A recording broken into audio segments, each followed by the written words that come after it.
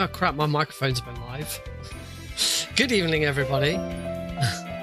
Good evening, everybody. Welcome to Tuesday night speedrunning here on the Nick RP stream. Thanks, Rorschach. Hey, Sal. Yeah, I don't think I said it. Oh, you probably heard me telling Alexa to turn off the light. That's probably it. Alright. Hey, all.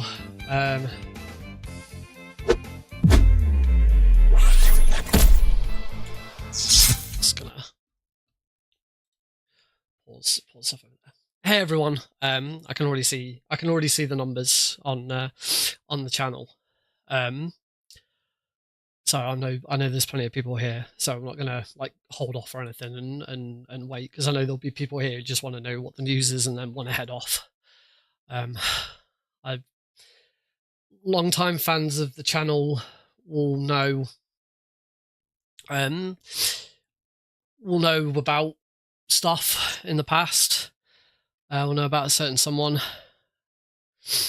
And this is an update I knew I was always one day going to have to give, and I really, really hoped I wouldn't have to. I just to sort of help me prepare, and also to give you guys, just to get basically to give you guys the heads up before I actually just have to come out and say it. I have whacked a video on ready for it. So yeah, have a quick look, and then as soon as the video starts, you'll know what the announcement's going to be. But I felt it was going to be better to do it this way, because I'm going to really struggle with this. So yeah.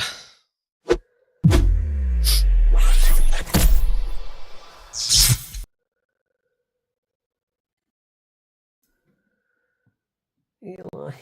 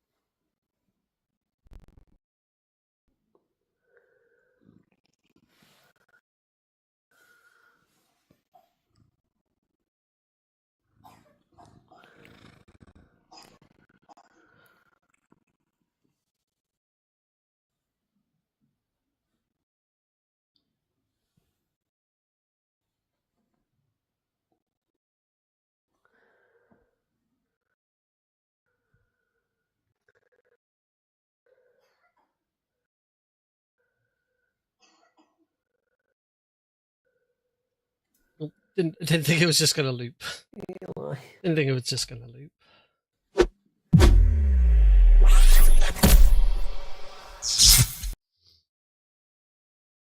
So yeah, we lost Eli yesterday. He'd been really ill for a couple of weeks. He started having heart failure and some other problems, like water on his lungs and things like that. And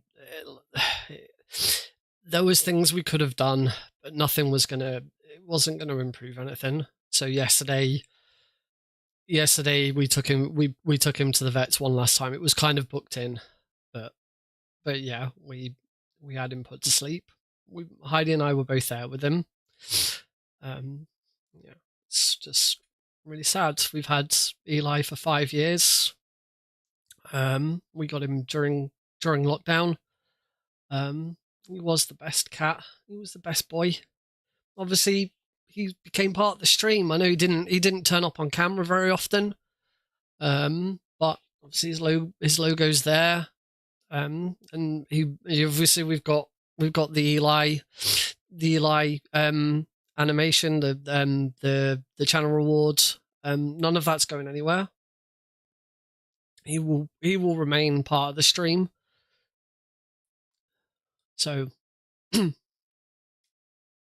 it was for me the hardest bit about it was like the fact that we knew that it was penciled in. Heidi took him to the vet on Friday for a sort of checkup. We put him on some medication. like got some like other food and stuff like that, things to try and sort of assist. We had some scans, a couple of scans and like x-rays and stuff a couple of weeks ago, and that's where they started realizing what was wrong with him. So Heidi took him to the vet on Friday for the next sort of checkup to see how he was getting on, and it was at that point that the vet said, you really need to start talking about putting him to sleep, because he's in a really bad way and he's not gonna improve. And so we had the appointment booked for Monday afternoon. So it's been kind of horrible this weekend, knowing that like it's been diarized. We had it on the calendar for when he was going to go.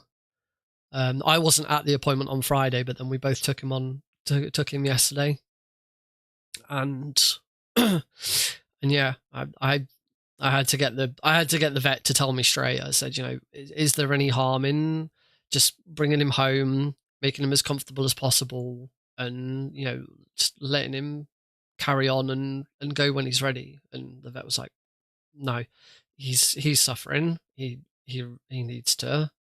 We need to put a stop to it, because it's not fair on him. So yeah, it's one of the worst decisions you ever have to make. It's the second time Heidi and I have had to make that about a pet.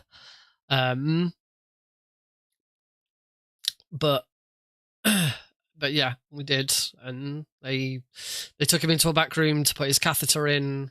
So they put a catheter in his leg, brought him back out. We said our goodbyes, and then they're in front of us, gave him the dose.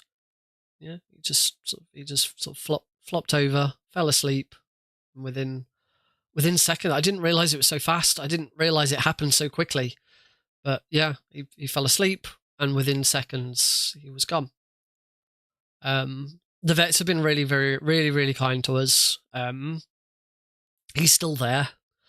We didn't want him cremated. We can't bury him in our house because we're planning on moving house. I know I've already said that, but also our garden is just a complete wreck. There's like no way that he'd stay down, and also the garden needs completely redoing at some point by someone in the future. So we don't want to bury a cat and then have him dug up again in 12 months time or anything like that. So we've agreed with Heidi's parents to bury him at their house instead, because they've got a really nice garden. We didn't want to have him cremated because it's a lot of money. But it just wasn't. It didn't feel right to us. We can't go up until the weekend, so the vets have very kindly kept him there because they've got they've essentially got a freezer that they keep dead animals in. So he's still there. We'll pick him up Saturday morning, take him to Heidi's parents and bury him there. Don't worry, the fast travel will still go ahead on Friday. We'll be going up Saturday morning, coming back Saturday evening. So it won't affect fast travel on Friday. It won't affect my run for InstaSpeedathon on Saturday evening. We'll be back in time. But yeah, Heidi and I are pretty devastated by it. We're obviously, all the tears and stuff came out yesterday. But we're both doing okay. Alex doesn't know. We haven't really told him anything. I got him to say goodbye before he went to nursery yesterday. But he hasn't asked. He hasn't. That's the thing that Heidi and I are kind of expecting. At some point, he's just going to be like, "Where's Eli?" And at that point, we'll just tell him that he was ill and we had to send him away. So yeah, it's very sad. We loved Eli, and we know how much the community loved all of the stuff I did with him on the stream. As I say, I know he very, very occasionally made appearances. He'd come and sit on the bed behind us for a bit, or when we were in the old house, I actually had a cat cam on him for a little bit because we had a bed right next to my computer and he liked to sit in that bed, so I had the cat cam on him. And yeah, so I know he wasn't sort of regularly on the stream, but obviously we used the image and all of that, and so everyone sort of knew who he was and knows the story about where his name came from and everything like that. So it's something I did want to share with you properly, because I feel like you all would have wanted to know. So yeah. His original, yeah, when we first adopted him, his original name was Boris. And considering who the Prime Minister of the UK was at the time, there was no chance in heck Heidi and I were going to continue to call him Boris. And I tricked Heidi into calling him Eli. And only after she heard the name did I tell her where it came from. 2 for 2 on that. got that with the car as well. Oh, hi Jay, and yeah, we lost Eli yesterday. So yeah, that's the news. Obviously, I will, now that it's out, I will now post. I will make a post on Discord, so people who weren't here, I'll make a post on Blue Sky, so anyone who's not on the Discord will be aware. Yeah. Obviously, we'll carry on. The stream continues on as normal. As I said, Eli's not going anywhere from the stream. His image will stay down in the corner. We will continue with the emotes and stuff like that because I still want to remember him, and I'm sure everyone wants to remember him. And we need to see that. We need to see the channel reward get to 1,000 pixels because it looks hilarious. There he is. There he is. We need to see that. We need to see it get bigger and bigger and bigger. And I'm like that, and that noise is Eli. That was Eli's meow. So a little bit of Eli will still live on in the stream. And considering, yeah, Eli had FIV, which the simplest way of saying it's the cat version of HIV. It's called feline, whatever IV stands for. So yeah. We think he was about 11 or 12. When we first got him, they told us he was 5 when we first got him. But since then, every vet that we've spoken to has said he was definitely older than that. He definitely wasn't 5 when we first got him. So we think he was somewhere between 11 and 12. But for a cat with FIV, 11, 12 is kind of average. You know, a normal healthy cat will live until sort of 18, 19. I had a cat as a child. That cat lived until she was 20. But for a cat with a FIV, the lifespan is a lot shorter. Because he had no immune system. Any illness was really, really bad for him. They're also pretty much non-insurable as well. Insurers just won't touch cats with FIV because they know they're going to have to pay out. We did have him insured for quite a while, but the insurance specifically stated if whatever was wrong with him was a result of his FIV, they wouldn't pay out. And we got to a point where it's just like, well, this is just pointless having the insurance because they're never going to pay out on anything, because anything that happens to him, they will just claim that it reverts back to his FIV.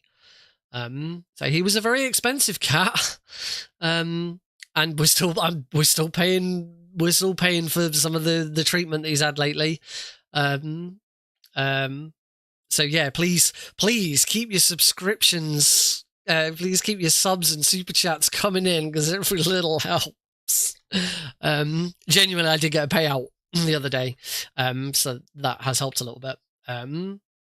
Yeah, we will miss him a lot. I like to think that he had a good home. He was certainly loved. He was certainly a lot better here than when we lived in Aylesbury before. He was always much more comfortable here.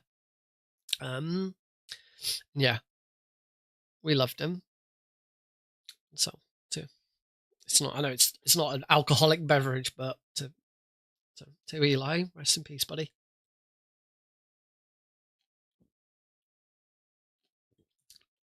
Heidi misses her bedtime companion. Anyway, that was it. Move on and let Eli remain on the stream for everyone to enjoy. Let's get on with some speedrun practice because this weekend is InstaSpeedathon. This is the speedrun marathon ran by my friend InstaSim. who is on the Albion Speedrun Collective crew. We've now changed. We're no longer a team. We're now crew. Someone mentioned us being a crew the other day, and I liked it. I was like, I'm changing our name from team to crew. I always wanted to avoid the word staff. I don't know why. Just staff. I'm not always. I know not always everyone's a big fan of staff. Staff sometimes implies you get paid for it. So crew, guys. Someone said crew. So we're now the Albion Speedrun Collective crew. That's the main team that works on stuff. We had the schedule reveal over the weekend. It's all fantastic. Really, really excited for what's going on. I will be running Metal Gear Solid 3 at the event. I know we're doing Lord of the Rings and Everything or Nothing. I've submitted that to, obviously I'm doing both for InstaSpeedathon. I've submitted both to Preventathon. I had got both of them in as backup runs for other things. But yeah, for the first Albion Speedrun Collective Marathon, I wanted to pull out the old favourites, and the Games Committee and myself, because I was on the Games Committee, we determined that the MGS3 should be the one that I do. So that's what we're doing. But before all of that, it is InstaSpeedathon this weekend. I'm running Lord of the Rings 2 Towers on Saturday evening, and I am running James Bond 007, James Bond, Everything or Nothing on Sunday morning. So we're going to do some 2 Towers practice tonight, some Everything or Nothing practice on Thursday, and then InstaSpeedathon's on, and then we can get on with, I'll need to do some practice for MGS3. We'll continue to do Phantom Pain, and the other thing that happened this weekend, it was the Speedrumizer draft. For those who don't know, Speedrumizer is a speedrun marathon where you do not run the game you submit. You submit a game with the intention of someone else learning and running your game. And obviously you do the same. You can just sign up as a teacher, you can just sign up as a student, but for the majority of runners, they will sign up to learn a run and to teach a run. So I'm very lucky because I will not be teaching a run. I will be teaching a race. There were 2 races set up, and Mini Ghost is one of them. So I have 2 runners to teach for Mini Ghost, which is fantastic. It's going to be the most amount of runners Mini Ghost has had in a long time. I've been speaking to them both today, giving them some a bit of a heads up on some like how to get started and stuff like that. So that's really exciting. But the game I got given to learn, I have to look this up again because I can't remember the exact name of it. I know the main bit of it, but it has like a subtitle which I can't remember. Something like I've moved my speedrun folder on my Google to something else. But yeah, it's something. It's obvious name followed by subtitle. So the game that I got from Speedrumizer, I hope you're ready for this, because I was not ready for this, and then it came up and I was like, oh damn. It's The Smurfs 2, The Prisoner of the Green Stone. I kid you not. I have got to learn a Smurfs game. It looks pretty good. It looks like it was released in 2023, so this is not like a really old Smurfs game. This is a really recent. It certainly looks like it was tied into like the recent films. I don't think it's based on one of the films, but it certainly seems to sort of tie into that style. I bought the game. It only cost me a $5. So I'm really looking forward to it. There's lots of out of bounds. It's pretty janky. It is an any percent run. The current any percent world record for RTA, I'll give you the RTA time because LRT doesn't really mean much in this context, but the RTA is 1 hour and 12 minutes. There are 4 runs on the board and they are all under 1 hour 25. So it's it's certainly not a short run, but it's not like really long. We did for instance for Speedrun Miser, you do get given the list of games, and you get to say yes or no to each of them. So if there's a game there that you really wouldn't want to run, and there were some games in the list that I didn't want to run. There were some that were like over 2 hours. Anything over 2 hours, I avoided because I just don't think I have the time to put that much effort into it. And you know that drags on a lot. There were some racing games because I just really can't with racing games. I've tried, I still don't get it. And there was also Just Dance. I was like, no way am I freaking dancing on the street, particularly not in this room with these creaky floorboards. Heidi would never get to sleep. And yeah, it spat out for me the Smurfs 2, The Prisoner of the Greenstone. So probably next week we will get started with that. No, you can submit multiple games. I only submitted Mini Ghost because I submitted Metal Gear Solid Twin Snakes and Metal Gear Solid 3 last time. Metal Gear Solid 3 got chosen and it did get a runner, but that runner had to pull out. They in the end, because they didn't have a PC capable of running the Master Collection. They were going to have to get access to a PS3 and a capture card. And yeah, I was not prepared for how potato their PC was. I was like, given that they were like saying they were trying to run it and they kept getting an error every time they ran it. And I was like, I know it's not that big, it's not that, you know, intense a game. I could run it on old Pixie. All right, 720p, but I could run it on old Pixie. And then they sent me their PC specs. I was like, oh, you don't even hit the minimum, never mind the recommended. So yeah, unfortunately that all fell through. But my 2 Mini Ghost runners, they seem to, that was the other reason I picked Mini Ghost, because you could run Mini Ghost on a freaking calculator. So yeah, Mini Ghost is all good to go. They're both excited. They want to get started. Well, that's part of the reason why they then give you the spreadsheet. So like there was a Switch 2 game on there, which I immediately said no, because I ain't buying a Switch 2. I ain't playing a game. They do add some notes to them to say, oh yeah, this game will probably be quite expensive, or you know, you're going to need a certain peripheral for this. So you know, there was a lot there to sort of help you work out what you would and wouldn't be able to run. Resident Evil 4 remake was on there, which I did accept. I actually bought it. Fanatical were having a sale on the Resi remake series, so I bought it anyway on the off chance that it got picked. But also it was a really good sale, so I want those games because those games are great. Resi 3 and 4 remake were both on there. As it happens, Resident Evil 2 remake is in Albion Speedrun Collective, so I now own it to get it installed onto Steam already without the runner having to come on and do all of that, which is a bit handy.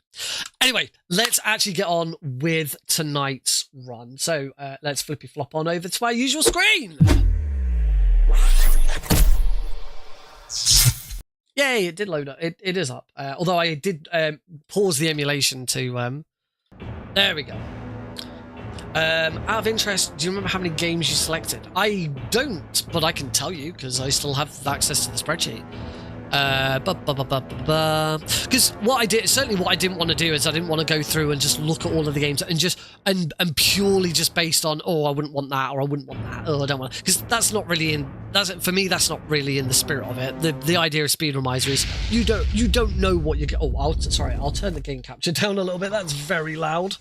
You don't know what you're gonna get, and that's the idea. You shouldn't be cherry picking and saying, oh yeah, well I'll do these games, but that's it. There were a total of 62 games. And I said yes to, I can't, there's no count on the spreadsheet. So I'm just going to, well, I could probably just add one more, let me just add one more row to the bottom and just put formula in.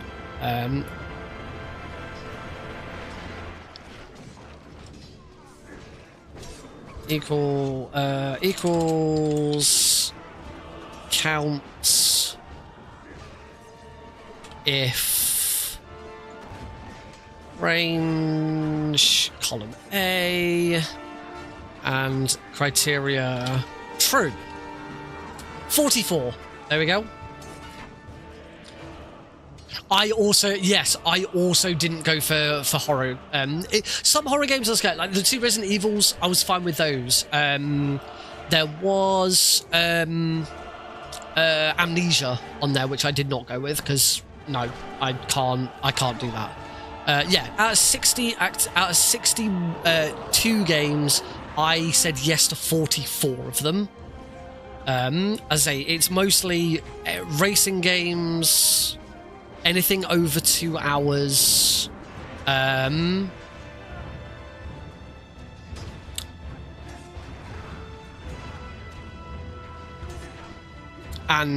anything on like consoles that I wouldn't be able to play. Oh, I also said no to Hollow Knight because I am not good enough to play Hollow Knight. Why did I say no to Banjo-Kazooie? Apparently I said no to a Banjo-Kazooie run for some reason. Don't know. Yeah, there was a couple of others that I definitely didn't go for, but as I say, I'm quite happy with what I got. At least this time I had an idea of what it was. I didn't know the exact Smurfs game. But, you know, last time when I did this for, when I did Speedrunmizer, and I got told, oh, your game is Jade Cocoon Legend of the Tamamayu, I was like, the fuck is that? Never heard of it before. At least I know the Smurfs. I used to watch the Smurfs when I was a kid. I can't remember. I think I said no to... I did say no to Yu-Gi-Oh! Because it was 2.5 hours estimate. I was like, I can't be running a Yu-Gi-Oh! Game for 2.5 hours, as much as I love Yu-Gi-Oh! Anyway, the synopsis for Smurf... Well, the submission for Smurfs says, Smurfs 2 is an action platformer that follows the gameplay of 4 separate characters, Storm, Dimwitty, Brainy, and Handy. It features a few fight sequences with fully scripted spawns, so there's very little RNG involved, some out-of-bounds movement, and a couple of boss fights. But it's really just the same boss fight twice, but the idea still stands. Even though the run is constrained by a level format, meaning you have to progress through every level of the game, there are still plenty of skips to have fun with. You can skip boss cycles with enough luck and skill, and the out-of-bounds segments skip a shocking amount of the game. So yeah, it sounds pretty interesting. It's a it's a 3D platformer. I do like 3D platformers. You know, I have I've done Crash Bandicoot and other things like that. So I'm looking forward to giving it a go and getting started. We will go with, it doesn't actually matter which save I do. We'll use the music now. I should have probably muted that beforehand. Start a new game. So mute the music, unfortunately, because copyright, and it'll get flagged, and so I want the submission video to be okay. All right, so this is going to be Aragorn easy. Time starts when I skip this cutscene, and we are running with my auto splitter. So 3, 2, 1, go! Sweet, the auto splitter. That's always the difficult bit, making sure that the auto splitter actually starts. So we get started here in the name of the game is actually a bit of a misnomer. The game is called Lord of the Rings: The Two Towers. It's actually the Fellowship of the Ring and the Two Towers. The first few levels are ripped straight out of Fellowship of the Ring, and it's only like a third of the way through the game that we then actually go on to the Two Towers. The reason for that is this game was made by EA. This was the first Lord of the Rings game made by EA. There is a Fellowship of the Ring game, but it is not made by EA. It is also not officially tied to the films. This is directly based on the films, but I want to say it was Ubisoft that made the Fellowship of the Ring game, but it was released around the same time as the films to sort of capitalize. You know, they had access to the Lord of the Rings IP. They didn't have access to the Lord of the Rings film IP, which then got given to EA. There is also a Return of the King game by EA. It is a lot harder than this. I have been playing through it casually. I don't want to speedrun it because I really haven't enjoyed it as much as this. It doesn't feel... It feels a bit more... It feels a bit more flimsy than this. This feels really solid. I feel like the Return of the King just doesn't quite flow as well. And as I say, it's also a lot more difficult. Right now, the level we're in here, the prologue, this is all completely scripted. We are just on a timer. There's nothing we can do to speed this up. But right now what I'm trying to do is at least get enough experience. So every kill we get is more XP. You can see my XP bar going up.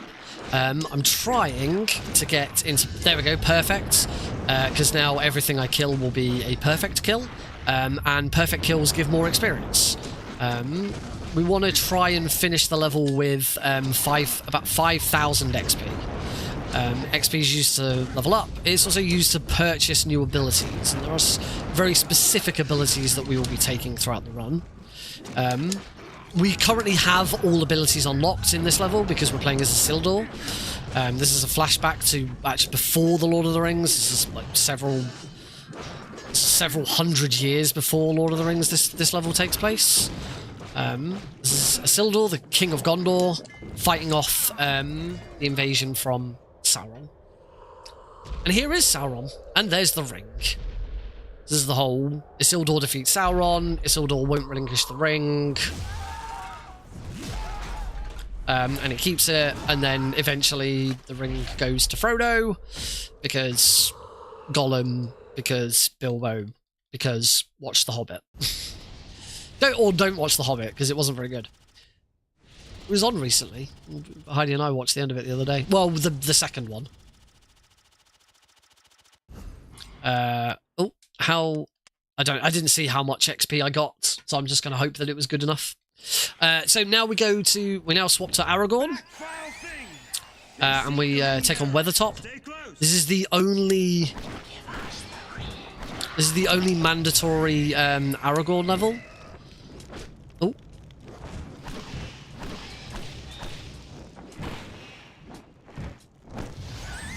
cool. I haven't gone into perfect, which is right. I don't want to be in perfect mode just yet. They're everywhere. So I'm going to kill that one. Now I want to get into perfect mode.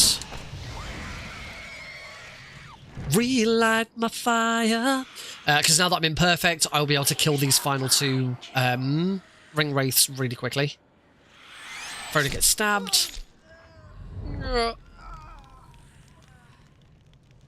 And we go kill these. 1, 2, 1, 2. There we go. Done. Now here it doesn't matter. It doesn't matter how much you do, or what you do there. I'm going to take Isildur's Swift Terror, Range of Fury, and that's it. Don't want War Rush. No. All right, on to Gates of Moria. So we now are at the point where we can start picking characters. This is obviously an Aragorn run, so we play as Aragorn. For both Legolas and Gimli, the speedrun starts here. Don't do the first 2 levels as Aragorn and Gimli, as Legolas and Gimli. There is a donation bid war for InstaSpeedathon for me to choose either Aragorn or Legolas. I have not put Gimli in there, because I've not learnt Gimli, because Gimli is very, very difficult. I do want to learn Gimli. I still would like to submit this to GDQ, although that's coming up very soon. Game submissions. But you learn with Aragorn, because he has the simplest moveset, and he's quite easy to get used to. Legolas is interesting in that he starts out quite difficult, but by the end of the game, he's actually a lot easier than Aragorn, because you just use your bow and just kill everything with your bow. Except shielded. Legolas does not like shielded enemies. And Gimli's just difficult because he's small and his attacks are very slow. Aragorn is a very fast attacker with his sword. Legolas is a very fast attacker with his bow. Gimli is just slow but strong. So as you can see, I am not killing any enemies here. I am just trying to run through as quickly as possible. There is no necessity to kill anything in this level, and the way that we manage XP and leveling, we don't need to worry about it. So just trying to make my way through as quickly as possible. Get across there. We're going to get bumped a little bit. That's fine. Bump me forwards and into the boss fight against the Watcher. So Gimli gets taken out. This is the Watcher in the water. This is the only thing we have to kill. There's a bit of RNG to this boss fight, so hopefully the Watcher plays nice. We're going to move over to here, because that's where he's... Oh, I hit both at the same time. That's bad. That one. Come up again. Every time you break one of his tentacles, he'll come back up. So ideally, we now want to try and get 2 tentacles to come and attack me. That's good. Cool. That's okay. It'll do. It'll do. As I say, it is a bit of RNG with that boss as to exactly which tentacles come up and all of that. Fell beast. And yeah, that was the first. That was the first, like proper level. Skip the cutscene. We've leveled up to level 2 because we just about got. Oh, in fact, we leveled up to level 3. We don't need to get. We've got no. Oh, actually, I have 10,000 XP. I can grab Strength of Stewards. Right, on to Barlin's team. Barlin's Tom. I've called this Barlin's Tom, apparently. So, unlike the previous level, this level is just Horde mode. We are trying to get into perfect mode as quickly as possible, and then take out as many goblins as quickly as possible. I believe there is some sort of set timer on here, but it's kind of coupled with you must kill a certain number of goblins. Nobody actually knows the exact how it exactly it works. I'm imperfect, so what I want to do is I now actually want to stand here, and against goblins, your bow in perfect mode is an instant kill. So what I'm going to be doing is trying to get back into perfect mode as quickly as possible by using my combo.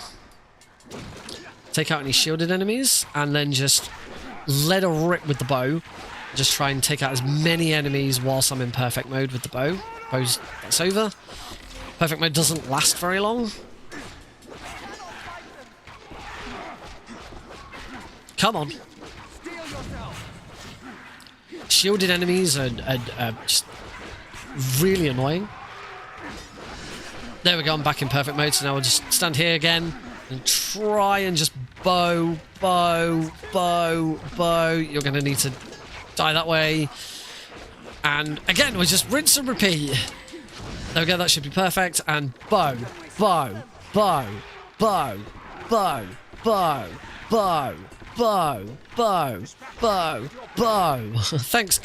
Thanks Gandalf for telling me to dispatch them with my bow. I'm only just sat here going bow. I get it. I know that's what I need to do. Oh, we're back in perfect mode. Go bow.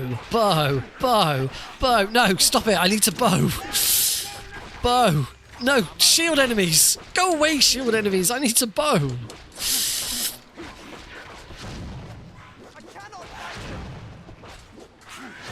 Well, see, perfect mode is works twofold here. It is quicker to kill them, so we get through the level quicker, and you get more XP for perfect kills.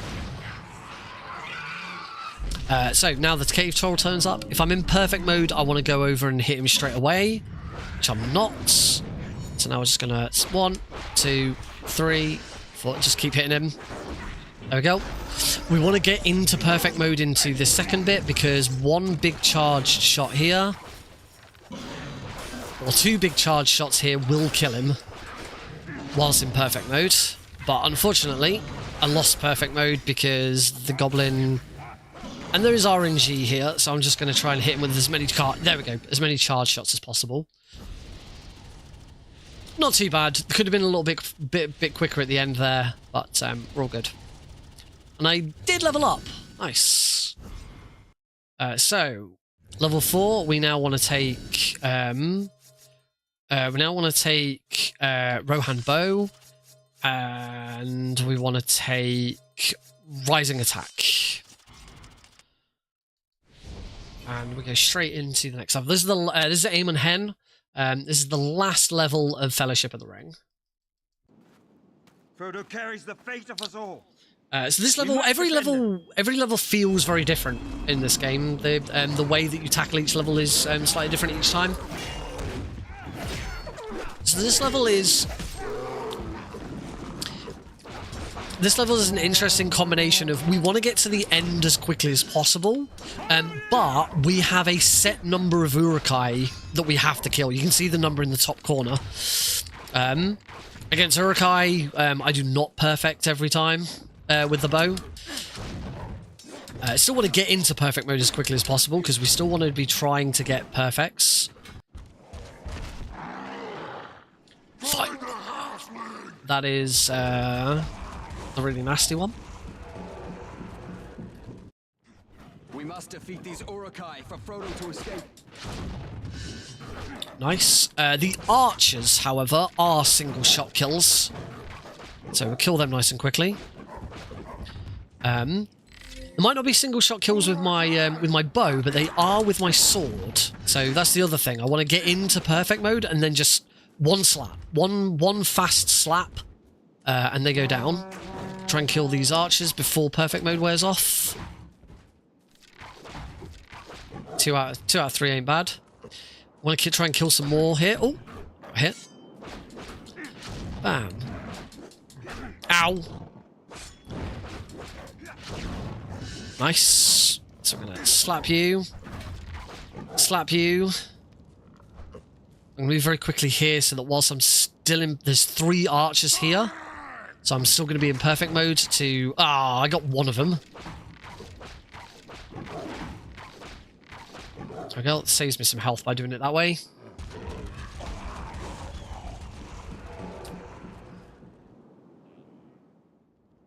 Alright, off we go.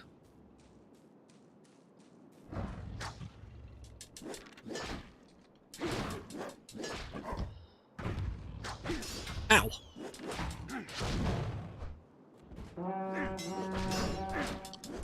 Trying to get my combo. Come on.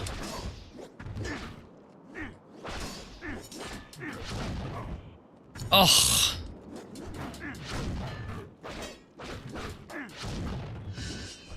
There we go. Slap. Oh.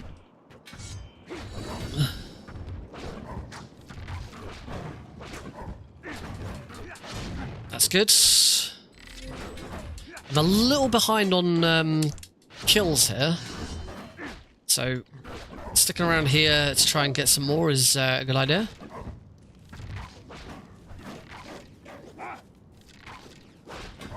That should do. And then onto the bridge.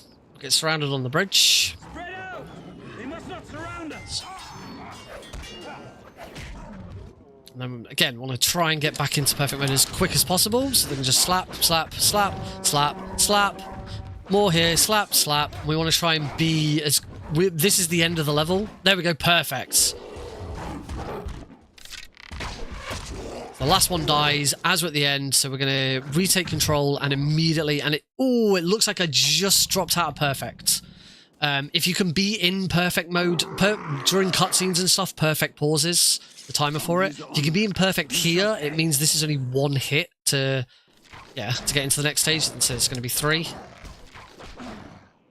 Alright, 4, sorry. But yeah, if you can be in perfect mode there, it's just 1 arrow takes them out. And then for the second bit of alerts, we're going to run towards him. Going to do that and then slice, rinse and repeat.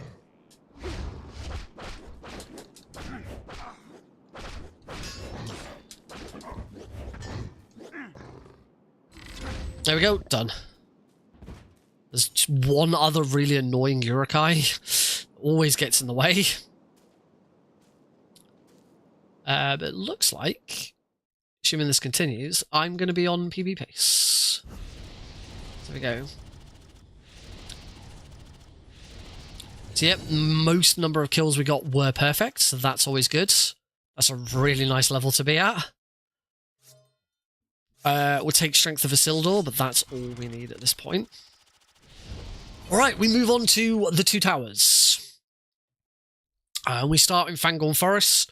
This is where our heroes are attempting to rescue the two hobbits, Merry and Pippin. And this also marks the first time where the Fellowship splits up. So we are now on our own rather than being assisted. We'll come to here. Let's hit them. Oh, I was a bit fast on that. Okay, at least I got into perfect there. I hate these orcs. Then kill you. Those are berserkers. They're one of the worst enemies in the games. Now we are introduced to forest trolls. It's a little bit different from the cave troll that we fought earlier. I'm gonna 1, 2, 3, 4, 5, 6, 7, 8. Nice. That was really fast. You can't. That one you don't have to keep slicing like that. You can use your Range of Fury. I just prefer to slice them because that one's the only one you can really do that on.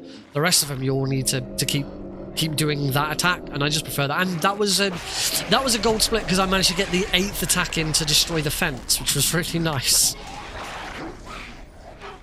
That doesn't happen very often. So completely ignore the orcs. Fangorn is a really interesting level because there's so many different things that you need to do. Like every other level's kind of had a theme to it, you know, like one's just been a horde level, one's been get to the end whilst killing as much stuff as possible. The first level was just you're on a timer, kill as much stuff as possible. This level is like get to the end, but you can't just ignore everything. You do actually, you know, everything has a tactic to get past it. So again, we're going to do the same thing here. 1, 2, 3. Oh, I missed. 4, 5. Oh, 6, 7. Come on, there we go. Grab that. There's another fence there. There's going to be... Oh, I'm going to kill you now so you're not in my way. There's another berserker here. So we'll just time our slice correctly. Just ignore this. Ignore that enemy. There's going to be a guy on the right. We're going to ignore all of these. We're going into a little horde mode here. And all we need to do is kill the goblins. There's a few enemies here, but it's only the goblins that actually matter. So here again, I'm now in perfect mode, so I'm just going to slice with my swords. Try and kill the goblins to spawn more goblins.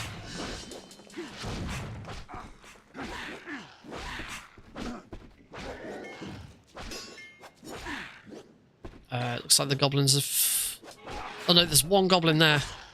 I need the goblin! I said no more goblins are spawning, so I should now be able to break that and go. There we go. So some more goblins, they're going to get attacked by these trolls. We do have to kill both of these trolls before we can leave. And any enemies that chase me, I also have to kill them. Hopefully none. But they've been known to try. 1, 2, 3, 4, 5. I'm not sure where I'm at with hits now because I've hit both of them. Oh.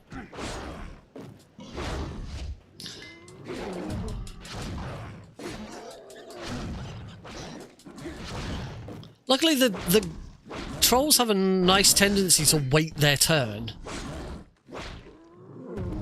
And there's a little bit of XP at the end there. And for some reason, Aragorn really struggles to break that. Nobody else does. Only Aragorn seems to struggle destroying that. Something out there. What I don't have a problem with Legolas destroying it. He breaks it in one go. Saruman. Saruman.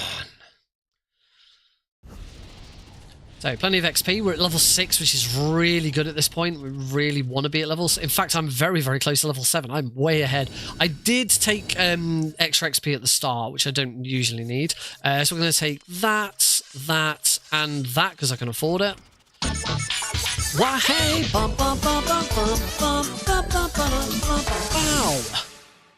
A message from Teemanville, who has now subscribed on Twitch for 12 months. Oh, wow. Hey, y'all. Hey, Tom. Thank you very much.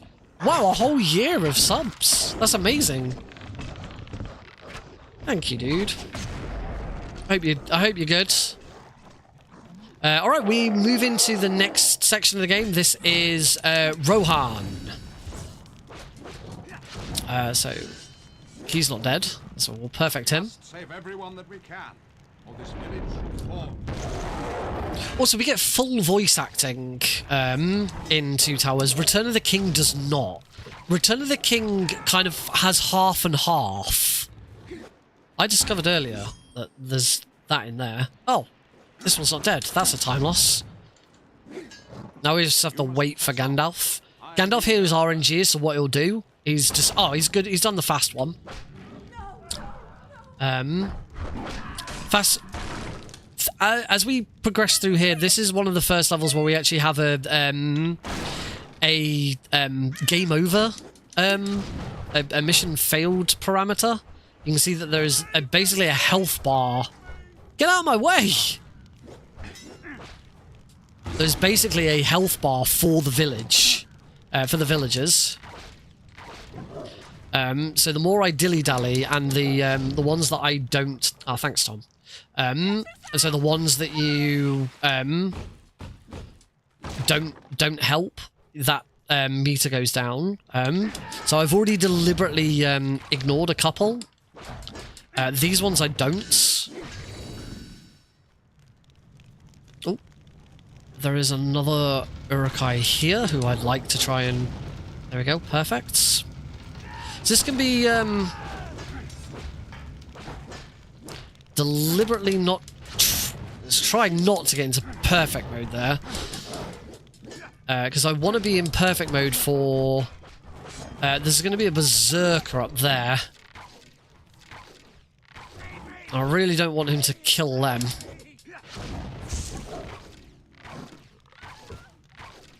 There we go. We should be good now. We can go into the final bit. So yeah, I've had a lot of times doing this mission where I particularly get to here, and then the villager's health just suddenly drops, and the mission is a failure, and you have to start all over again. It's horrible. So there's bits of this that I play safe. There's bits of it that I don't. Like, I don't go and get the extra XP around the other side of the bar anymore because that's quite long. You just go in the house, go straight out, and it moves on to the next cutscene. So yeah, I'm kill him. Then we want to get over and just keep an eye on the health bar.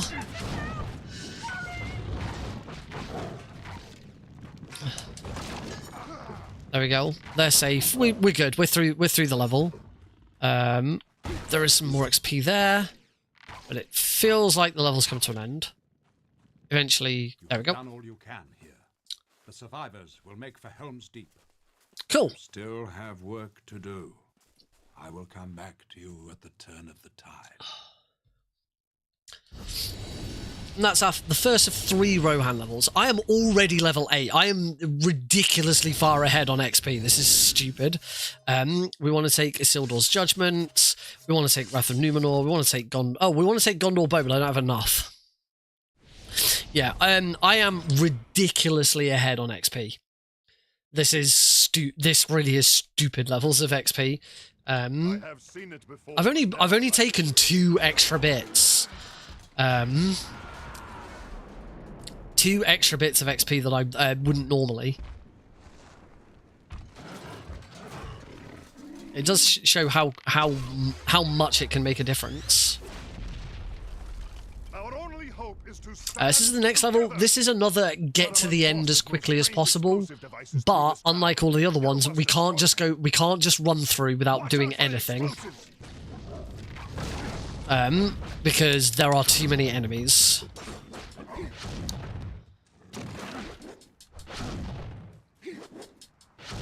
The other dude's in the way. That was annoying. But we get these explosive barrels all over the place, so we really want to be trying to use those as much as possible. There are some enemies that we can bypass. And we also get introduced to the these kamikaze enemies who we will try and use to blow up other enemies as quick as possible as well. There we go, we can get to the gate. Just parry that. So now we're at the gate.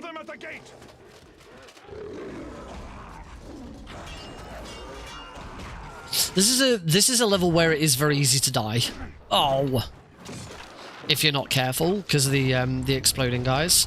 There is sort of a glitchy trick that we can do with the exploders. Gotta try and that camera is a pain in the ass.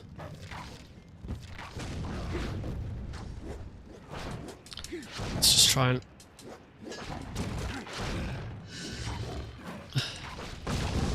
There we go, that'll do. I'm okay for health, so I don't need to go for that box. Yep, should be good. See if I can get through here without having to interact with anything. Damn it, Urukai. And we are now at the end of the level. All we've got to do is destroy those explosives at the end. As Aragorn, the best way of doing this is to just run to the other side. As quickly as possible. We'll take out some enemies on the way. There will be some kamikaze enemies that will help.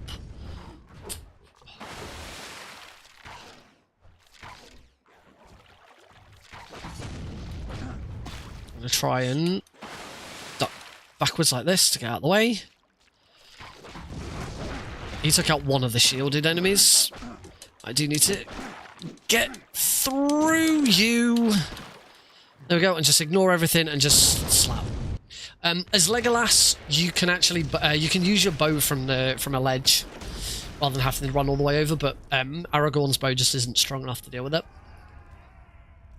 I mean, if you can, well, he's not strong enough and quick enough to kill all the enemies that are around. It's too slow. Aragorn could bow it, it's just there's too many. The targeting of bows is really awkward in this game. I really don't like it. It's the one thing I really don't like about this game. When you aim with your bow, you actually have priority targets. The game prioritizes specific targets. And now we can take Gondor. Oh, I still can't take. I didn't kill anything. I barely killed anything, did I? Into the Westfold.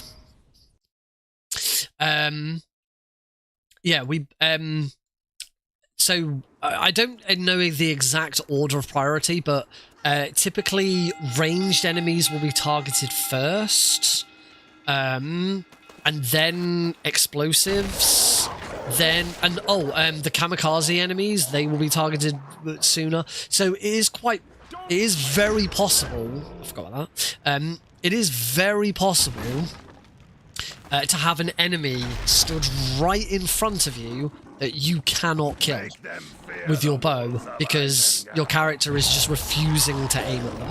It is really annoying. This level is a boss fight. This whole level is just this one big boss fight, which don't really get anywhere else. Excellent, I've got into perfect, so I can now just take... See, the aim is just weird. This is the actual boss, and we have a trick. You can't retarget.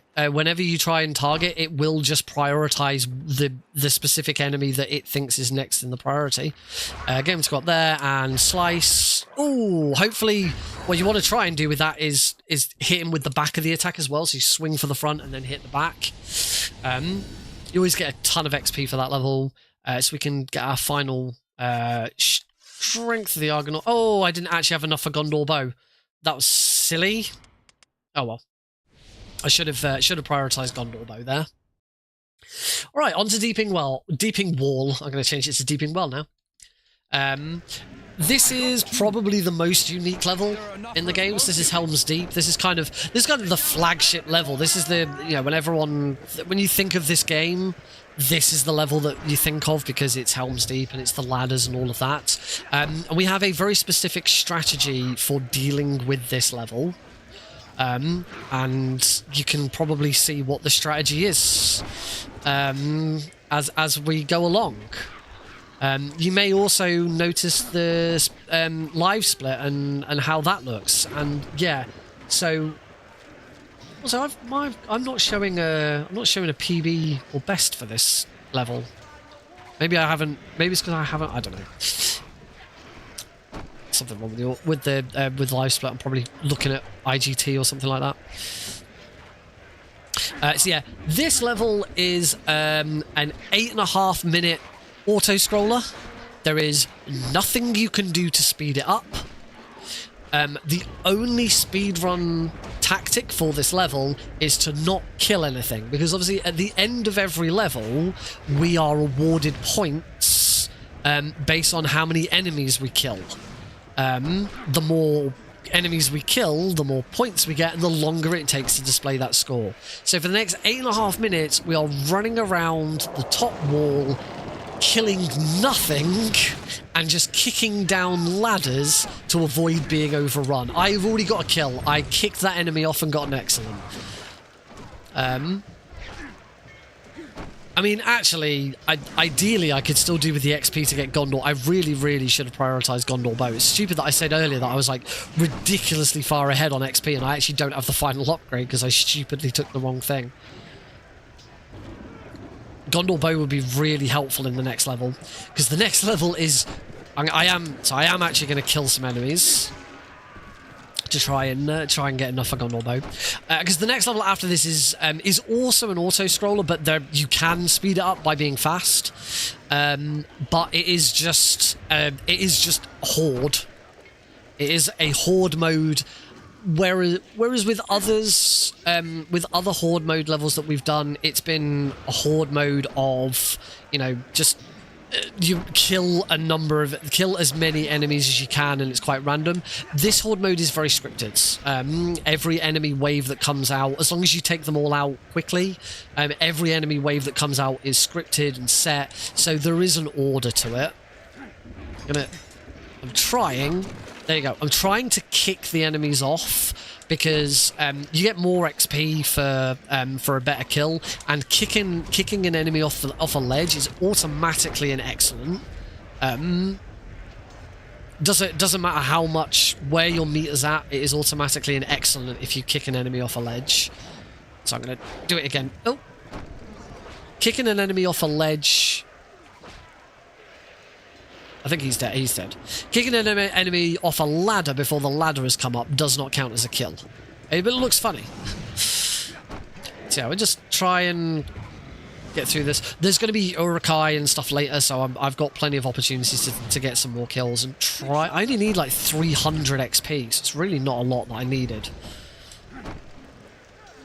Really wish I'd not taken the health upgrade.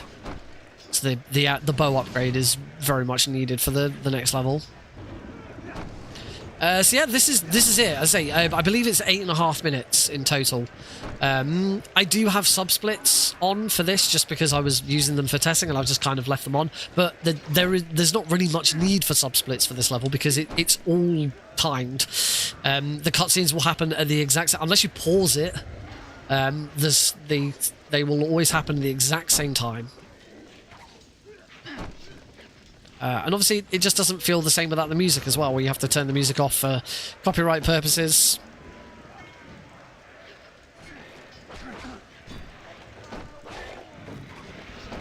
Wait, get out of my way. I need to kick this ladder. Now we have Urukai. I have to be careful here, because if I spend too long kicking... There we go. If I spend too long trying to kick enemies off, we'll get overrun. As far as getting over, as long as you're on top of kicking down the ladders, which we just keep going round and round, you'll be fine. Right at the end, the enemies can get a little overwhelming because you start to get really nasty enemies turn up. There are some berserkers later on. the enemies also start firing cannons, catapults with large explosives. That can do quite a bit of damage. But it's only really after the final cutscene that you kind of have to worry a bit.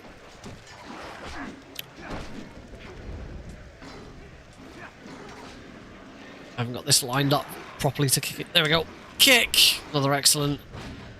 This will all be for naught if I don't actually get it, but at least I can say I tried. Kick. The only other thing you can do to try and help with the enemies die, you know, you can certainly bigger enemies, give them a couple of slashes so that the NPCs can then actually get the kill and you don't get the XP for it, so you don't lose time doing it. Or just kick them, give them a little kick, just so that, you know, they're not attacking, and then again the NPCs can attack. Finish them off. There we go. Little tap on him, and hopefully the elves will now finish the job. Oh no, he got killed by his own arrows, his own army firing arrows at him. There's plenty of health. There are some boxes with health packs in, but there's always plenty of health. We are playing on easy difficulty, so there's always plenty of health lying around. So this is the final section. We're going to start getting attacked by catapults. It is kind of important to not get hit by one of these catapult attacks because they hurt like hell. They are... Oh, there we go, like that. The berserkers are here now, as you can see. Berserkers are just the worst shit. They are the worst enemies in the game. Now, go on. Get down, there we go. Excellent. We'll just grab some health. There's a box there with a green health pot. There's more boxes. Get down. Get off. As you can see, the meter has now increased quite significantly. If it goes up again, I might... yes, I should probably deal with this.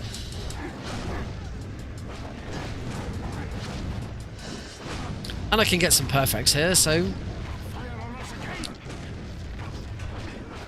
If I was going to get some kills, at least I've got a few perfects.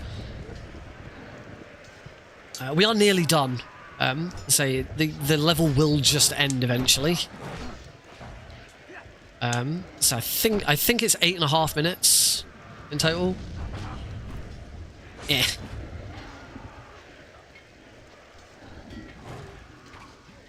Kick. There we go. Belly.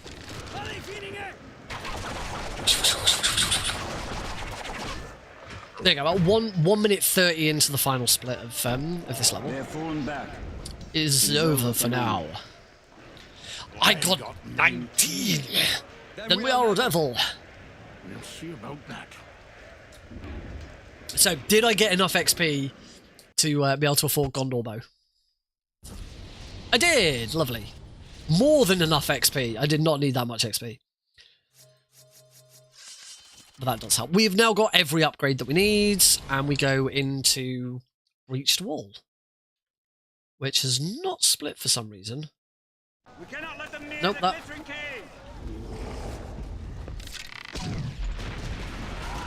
That did not split. I do not know why that didn't split. So this is, as I say, this is a scripted horde. So waves of enemies are going to appear, and I will need to take them out.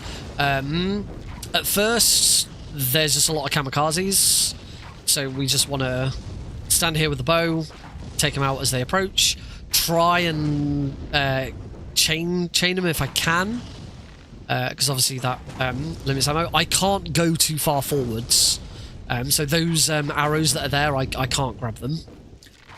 So eventually I will have to let some come out a little bit. Eventually we'll start getting different waves of enemies coming through, and I'll need to try and take them out as quickly as I can. This is kind of the point in the run. I said earlier that by the end of the run, Legolas becomes easier. This is the first level that does that. So we're going to get a bunch of big waves of enemies all come out at the same time, which Legolas can just let them run past him and then shoot them from behind. Aragorn can't do as much damage, because Aragorn's all about his sword. You want to try and get as many with them as with that combo as you can. And then here we just have to chase them all down. Because they're also shielded enemies, so it's not like I can just bow them. That was nice, though.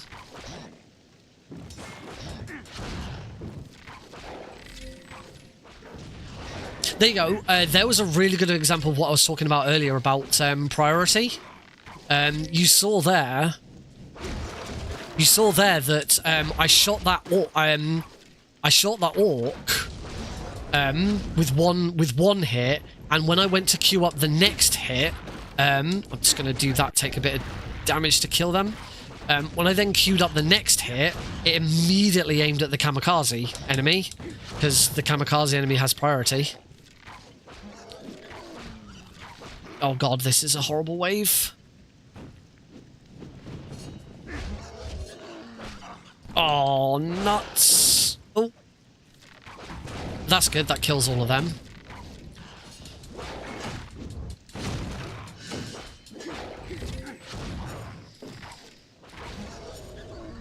Okay, that wasn't too bad.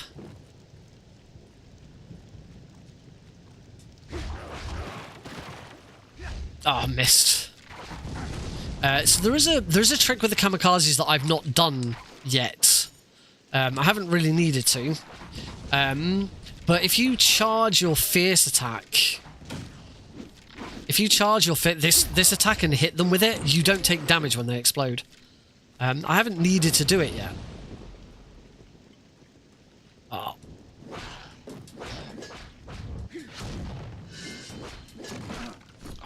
This is the wave I hate, because I've always had to go back.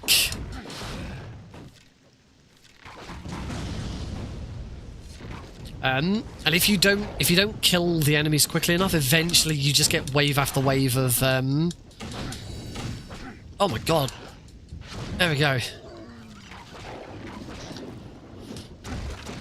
You just get wave after wave of kamikazes coming your way.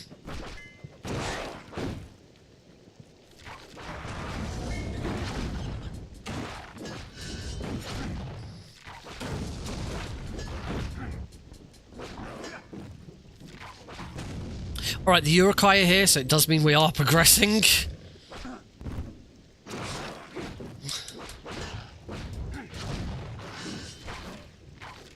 Try and kill them over there, so that they... I think I've killed everything over there. I don't see the...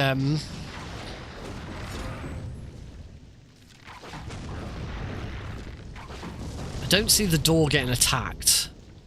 It should be, if we're at where we should be. Yep, this wave comes through. It's a berserker and a couple of urukai. And we move on. And for some reason, the auto splitter is just refusing to split now. We got a gold split, unsurprising, because the auto splitter didn't work. I don't know why the auto splitter is suddenly just no longer working.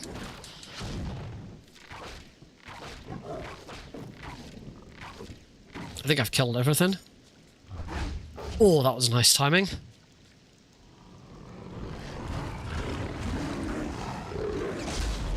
Also, for some reason, I have not got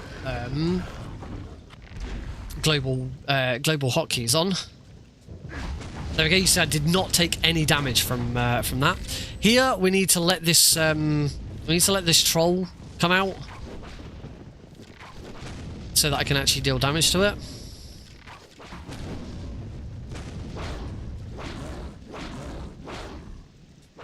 There we go. And then, now, these berserkers, I'm going to kill that one. This one we want to try and keep alive. Keep alive, but stop him from moving down. There we go, I've got global hotkeys back now. So here comes the catapult. This is the final bit. You can see, like, the leader there. He's going to charge forwards first, and he's going to charge forwards in the same position, or at least close proximity to the berserker that we kept alive. Oh no, he's not. I kept him a bit too far forwards.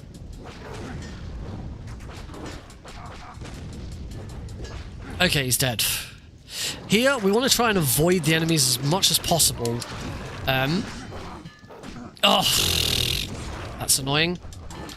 Because what we want to do is get into perfect and slice these in perfect mode.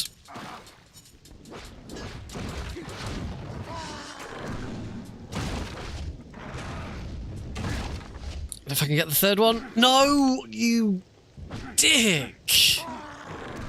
Yeah, I'm not going to be in perfect mode now. So, instead, I'm just going to... Let's do this. A couple of times. There we go, done. And that's the end of the level.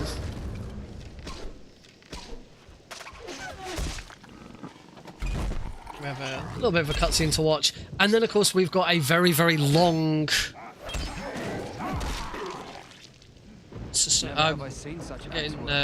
Again, errors with the auto splitter. But they never stand back up. This is some argument out of range. Don't know what I've done to cause that. That would explain why it don't work anymore. Right, we now sit through a very, very long one of these. We hit max level, level 10. From now on, we will still get experience, but it will just go up and nothing. It doesn't matter. There's no more... Nothing, no more upgrades to get.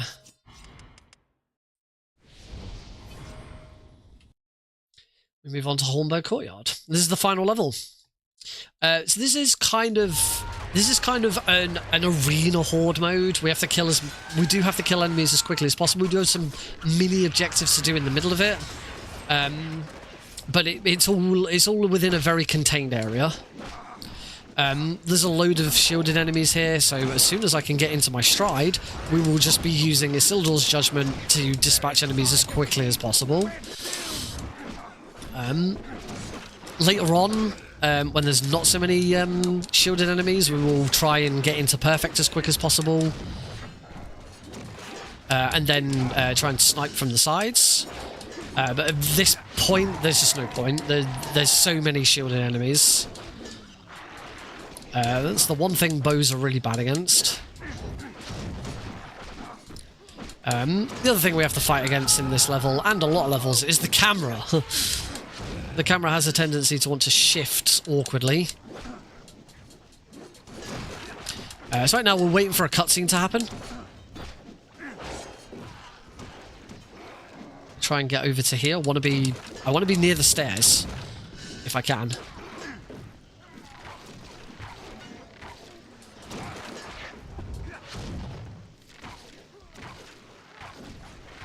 You can see there about the targeting again. It's like there was the enemies right in front of me, but Aragorn clearly had another enemy that he was far more interested in targeting. There we go. That's the.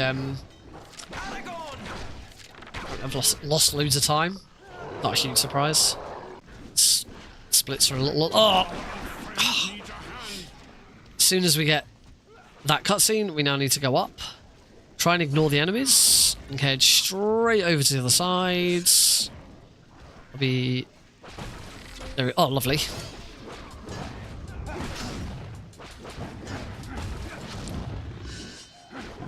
And kill you. There we go, and now make our way back. Wait there, because there will be a big explosion.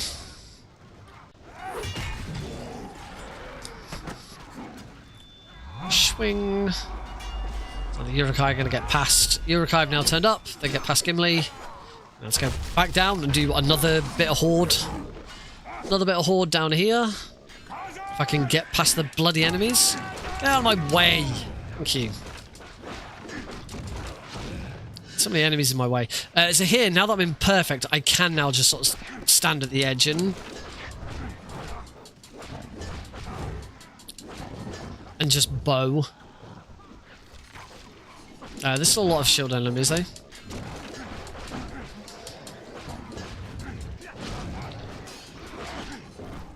Oh, come on.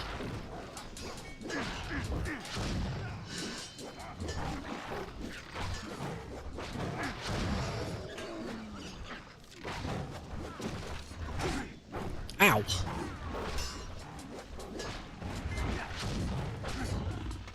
And then there's going to be not a cutscene, but just a call. Archers on the wall. That's the next bit I'm waiting for.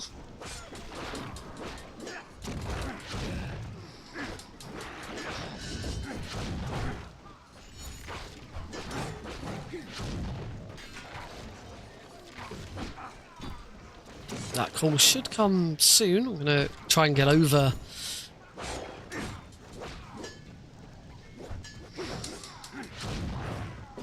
Come on. There we go. Archers on the wall. So now we're going to head up to stand here.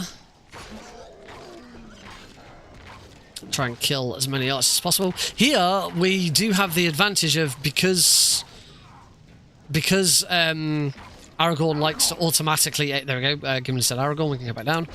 Because Aragorn automatically likes to aim at archers, at ranged enemies first, we will hit those archers from that position. Again, here, just kill as much as possible. We're going to get some berserkers, so we want to try and kill them as quickly as possible. I don't know if killing the berserkers is the thing that affects this. There we go, and we move on to the final section. Oh, I've lost a load of time. It's not going to be a PB. My splits are still a little all over the place. I still don't know why they broke. Right, now that the trolls are here, the trolls are now the only objective. That's one. As soon as I kill the other troll, that's time.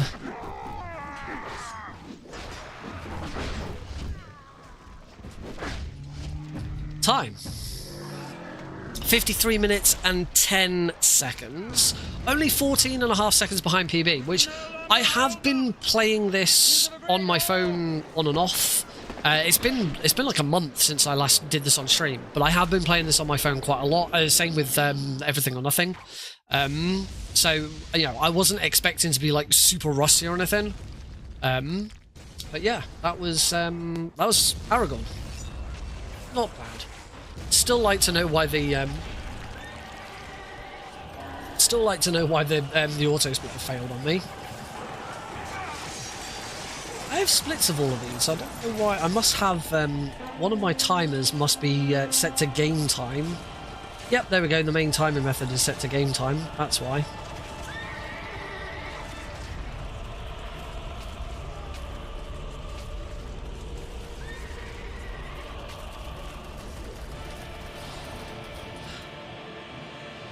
Oh, also, I just realised I don't think I've got. I have a filter for this, which I don't think I'm running. Sauron and Saruman are tightening the noose. If I can find it. For all their cunning, There we go, that one. There we go. We don't get the black bars down the side now. The ring remains hidden. So we reset that. Got some new gold splits in there, which is always good. Dreams. And so the weapon of the enemy is moving. So I still have no idea why the auto splitter broke. Closer to the fires of Mount Doom. Sauron fears. I don't know if there's something wrong in my settings for them. Certainly shouldn't be.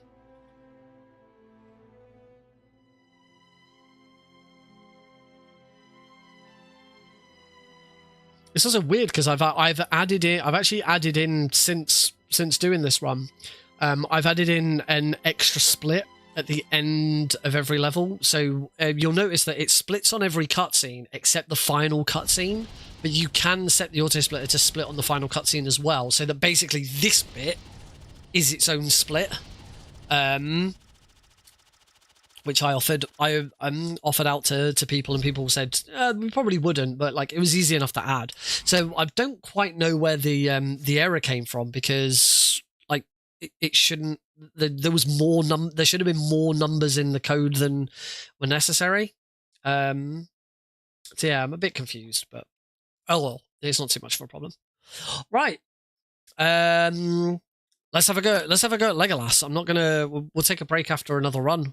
We've got plenty of time, and this run's a lot shorter. So, and one thing I'd like to do for the marathon on this run, I'm doing. I think this is I think this one's Sunday morning. I've got one run on Saturday evening about 8 o'clock, and I've got another run at Sunday morning at around 10 or 11. So let me go my profile. InstaSpeedathon. Which way round are these? Schedule. So I haven't got a run on Friday. Everything or Nothing is at 8:20 on Saturday evening, and Two Towers is at 11:45 on Sunday morning. And it is down as Legolas.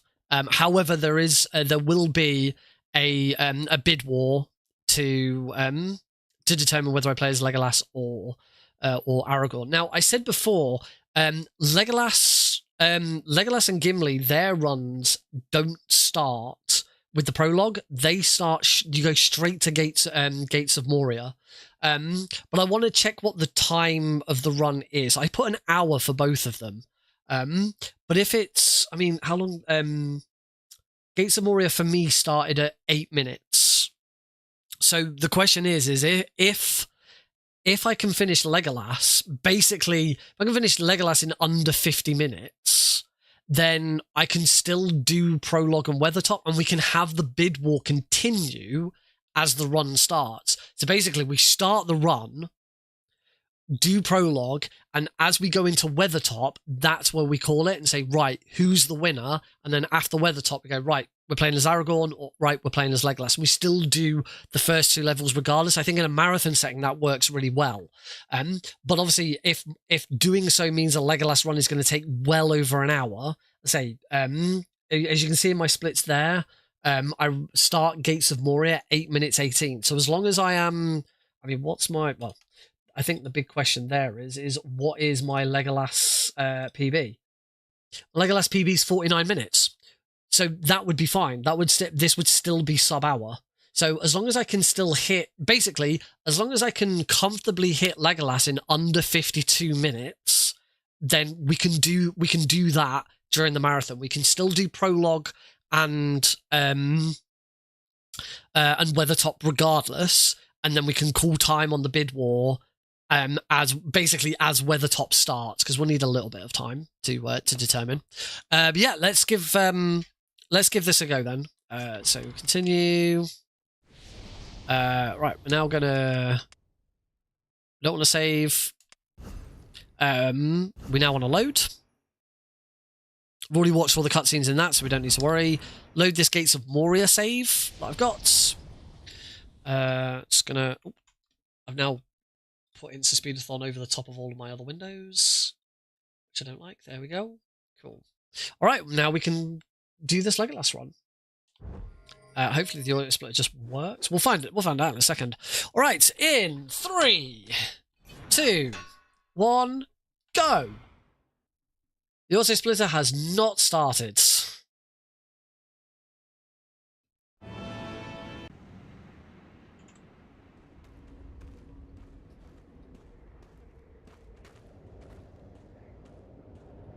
This land has changed. We shall wait here until the path beyond appears safe. I shall scout ahead to find a route through. Right, I'm gonna close live split and reopen it. I still have no idea why it failed. No one's reported any issues with that to me. Let's exit to menu. We should be good to just restart. Right, let's try again then. In 3, 2, 1, go. There we go. And now the auto split starts. So yeah, the auto split is clever enough. It knows whether you're starting it will start on starting Prologue or starting Gates of Moria. It does also only start Gates of Moria if you're playing as Legolas, Gimli, or Isildur. Once you fully complete the game, you unlock Isildur, who's basically Aragorn, but with all of the upgrades already available. And Isildur's run also starts at Gates of Moria. It does not start with the Prologue. It's only Aragorn that starts with the Prologue. I'm not quite sure why. Quickly! This way! Quickly! This way! So, Legolas, as I said, until you get a load of Legolas's bow upgrades, he is a lot trickier than Aragorn. Mostly because all of his entire moveset is a lot slower to get to hit with. He has a lot of flourish. There's a lot of bravado with his moveset. You'll see when I try and do a double heavy attack. He like spins around, and there's a big window during that spin for enemies to then hit you. Which is why Aragorn is kind of the easy character. But as I say, by the end of the run, once I've got all of Legolas's bow upgrades, Legolas becomes even easier. He is so much easier at the end than Aragorn, because you just stand there and bow everything. Because your bow's more powerful anyway. You get better upgrades for your bow. You also have double the bow capacity of Aragorn. Aragorn can have 30 arrows. Legolas, as you can see, starts with 60. Gimli either starts with 20 or 25 hatchets. Rather than a bow, Gimli just has these little axes that he throws, little hatchets. I think he either has 20 or 25 max. Yeah, you do not do a lot of ranged attacking with Gimli. Probably only going to get 2 out of 3 here. Oh, my bow hit the bloody, hit his tentacle, so I didn't get 2 hits in. Well, this is going to be a time loss.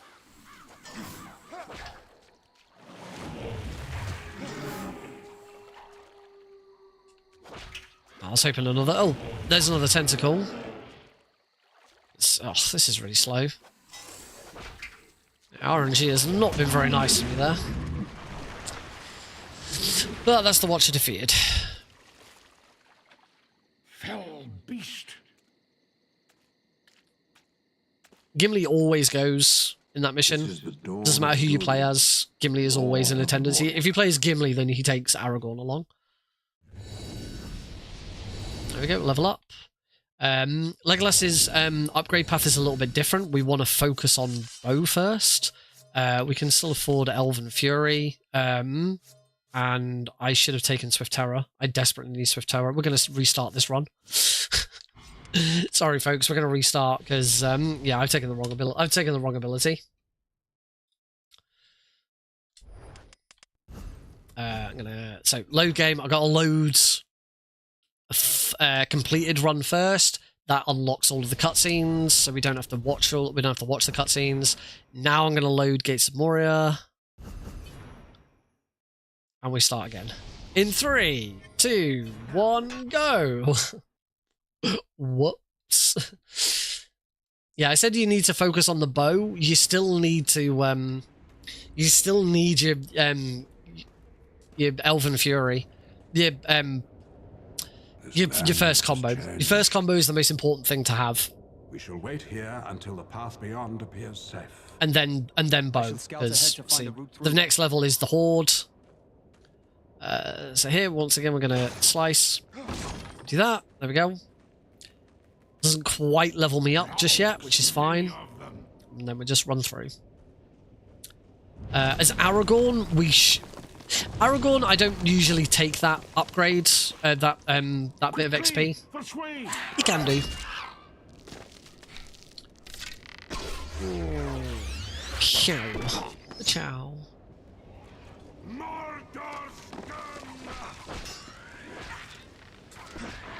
Okay, you see, even with his kick there, he spins around to kick, so the attack is quite fast, but there's just that window at the very start that makes him vulnerable.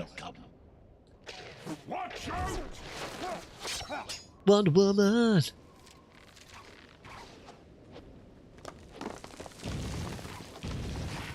Oh, I get another chance to take out the Watcher a bit better this time.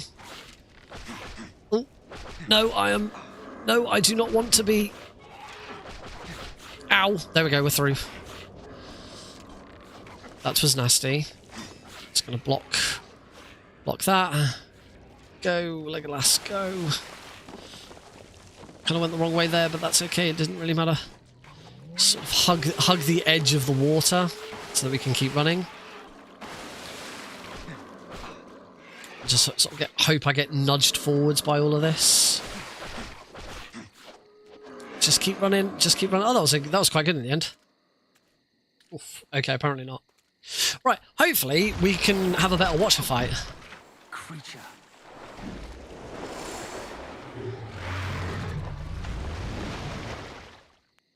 All right. Here we go.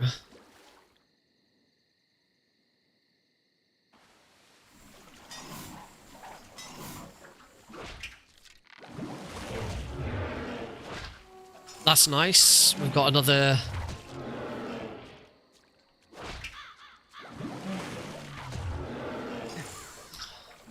That was a much better Watcher fight.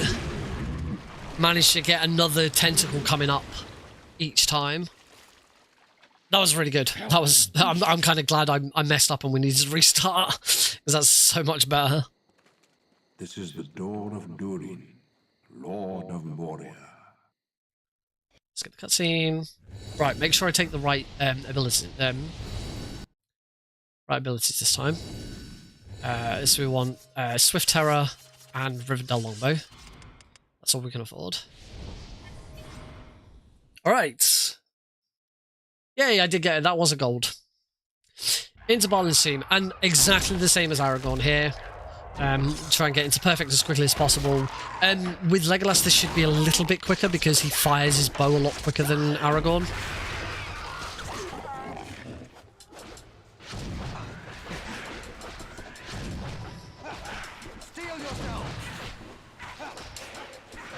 Oh.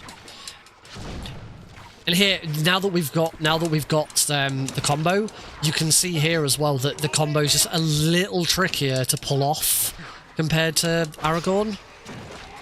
Because, again, the final hit, like, Legolas does this big twirl with his swords, and it just slows the whole thing down enough for... There we go, finally.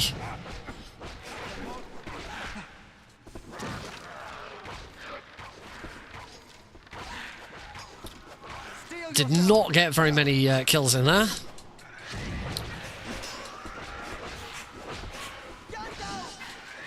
There we go, that's good. Right, go.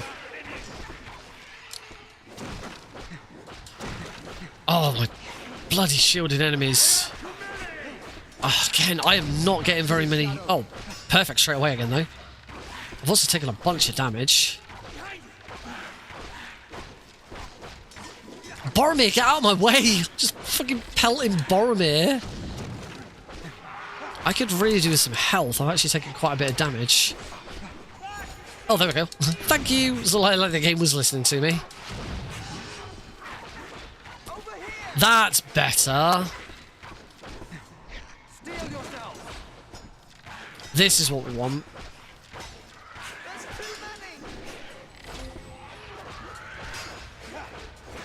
Slam. Slam.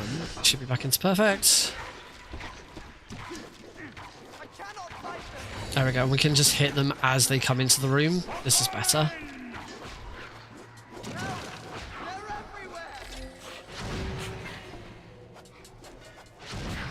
Oh, did I get into perfect there?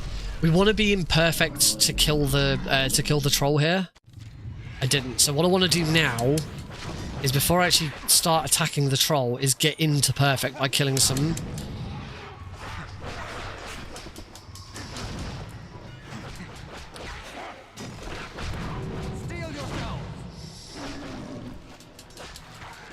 Oh, I'm just getting hit by the troll.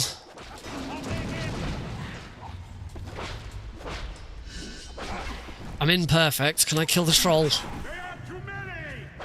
Oh, I'm gonna die. Holy crap, that was close. This is bad. Oh my god, I'm losing so much time, aren't I? Oh my...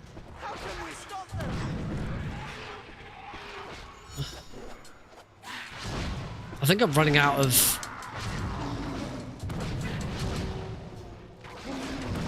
Oh. Steel yourself.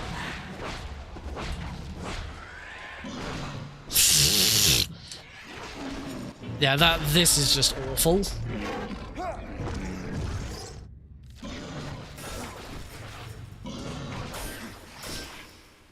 So, unfortunately, because I'm now not in perfect mode... Oh, I was so close to it as well.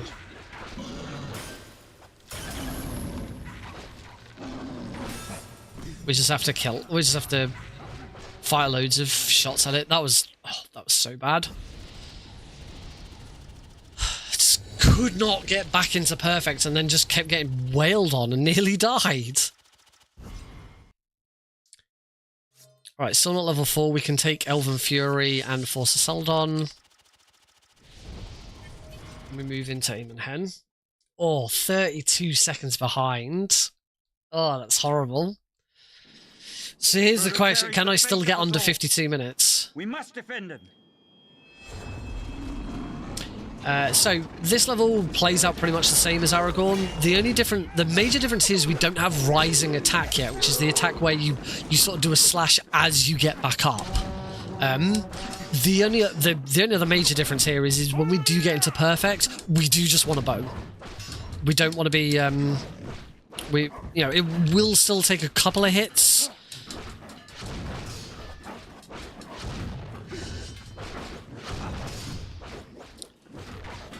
On some Urukai, others they will just die straight away.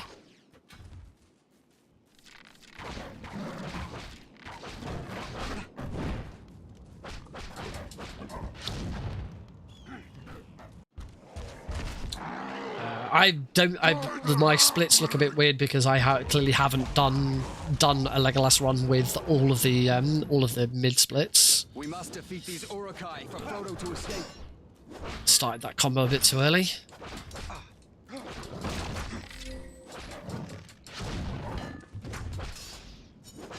Oh, I just can't.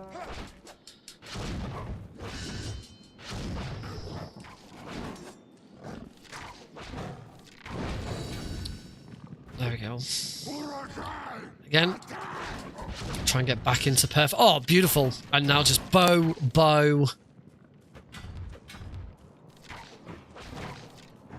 As much as possible. Bow.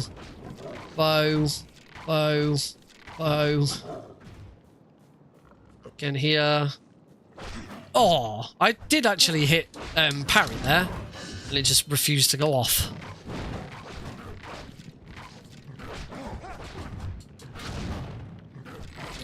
Bow.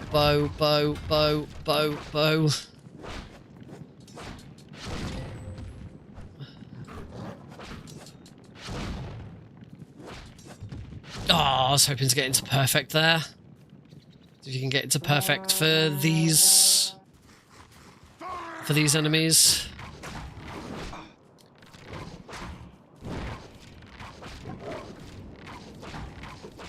Right, we'll just go through the fire. We'll leave the last one.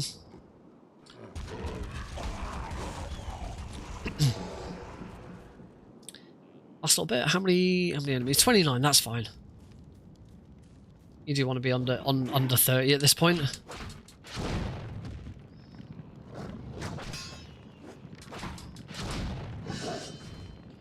Bow.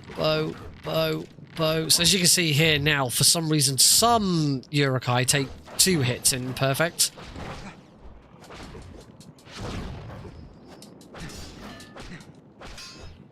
Even though the Urukai are all the same. I am actually really injured here.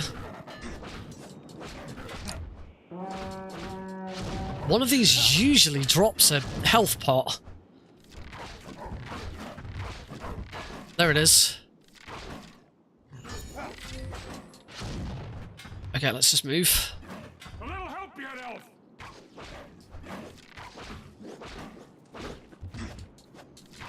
Oh, they're all dead. Onto the bridge. They were sucked around us.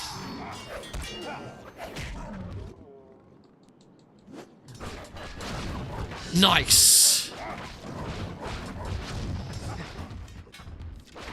Right, now I want to get... Oh. That's 0. That's good. As long as you can sort of finish that bridge fight on 0, that's where you really want to be at. We'll just ignore the rest. Into the alerts fight. Yeah, I am behind. Back to the pits that spawned you. Start this fight's the same. Shoot, and then bang, bang, bang, until it's done. And then the second half of this fight, we can't do this quite the same way as Aragorn, because Legolas is not quick enough with his Fury attack. So we bring him over here, get him to attack that. Oh, I got hit. I just want him to... Oh. Oh, he's not playing ball. We should stay in perfect. Just want him to hit the statue.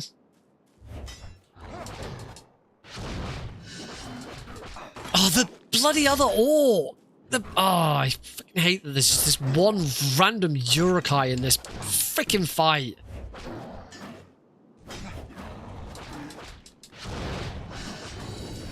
There! Get wrecked. Oh, we are a little bit behind. Little bit behind.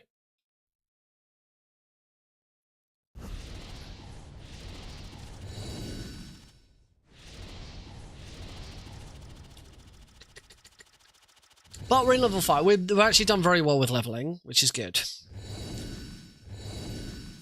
Now we take Rising Attack and we take the Thorian Gombo, and I can take... That's it. Don't want anything else.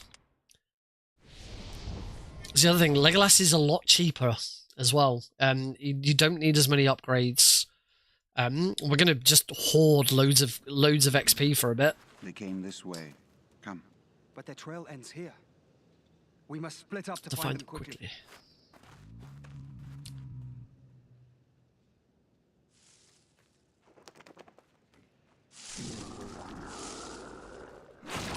Fangorn Forest plays similarly.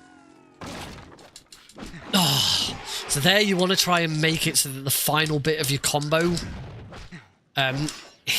just the final strike of your combo hits. There we go.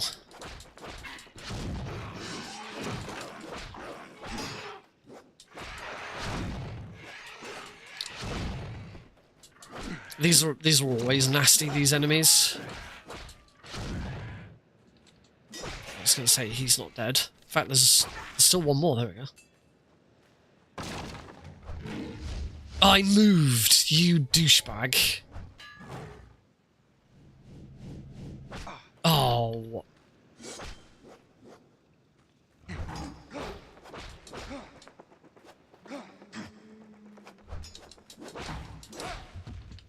There you go. If you can't get him with that hit, and again, it's more difficult with Legolas because his the wind up on that attack is slightly longer than Aragorn's. If you can't get that hit, you just have to parry.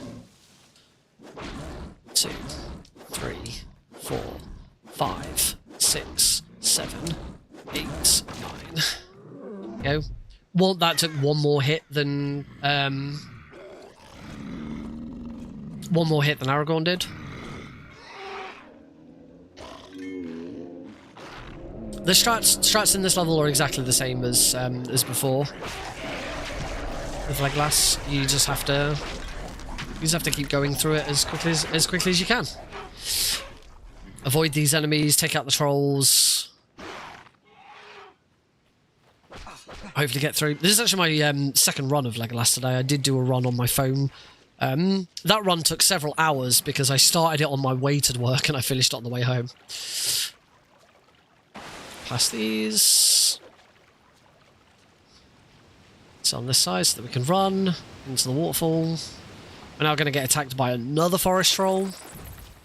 This one we want to try and move back into the cave where he came from because there's some XP back there. 1, 2, 3. Oh, I was 3, 4, 5, 6, 7, 8. Oh, and the final hit didn't land. kill him so he doesn't get in my way. Break that. Break that. Prepare for you! Oh, that was good. That Berserker can be really nasty. So Berserkers are just a little more tricky to deal with at this point for Legolas. Once Legolas gets one of his bow upgrades, Berserkers are very, very easy to deal with.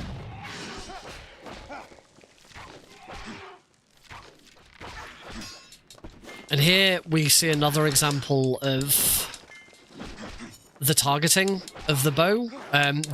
There's still an archer at the back that I didn't take out.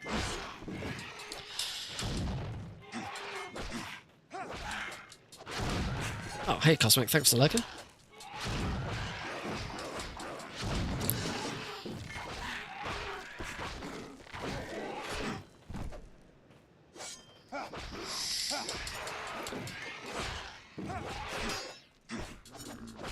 Oh my... Oh, please!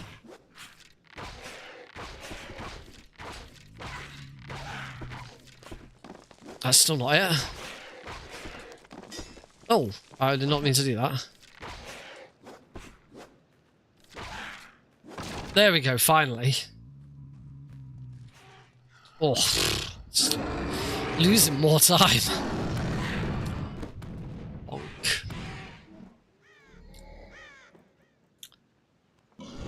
So you saw with goblins, you don't actually. By this point, we don't need to be in 2, 3, 4, 5, 6, 7, 8. Oh, it's 9, isn't it? Oh, please.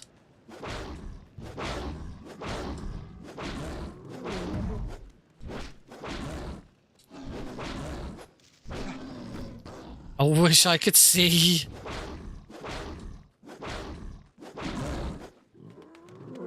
There we go. Grab that XP and get out. So yeah, by this point with the goblins, one hit does just take them out with the bow. What do you see, Legolas? The White Wizard. Saruman.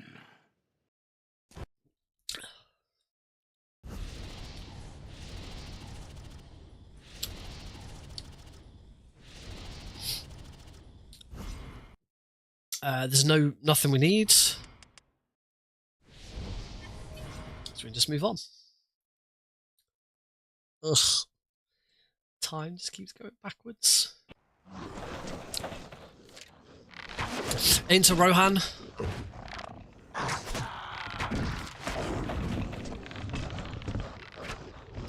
And this, I would say, for Legolas, this is the final level where it's harder as Legolas.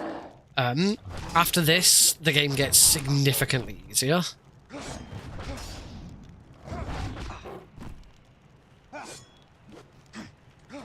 You can see I'm already struggling just with these Urukai. Thanks, Gandalf, for the assist. We must save everyone that we can. There's already a time loss.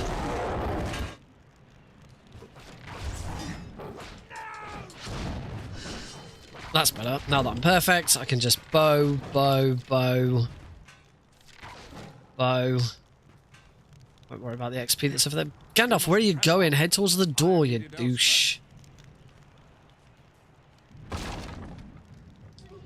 We do the same again here. Oh, I've saved some time now because I think I've taken this shortcut.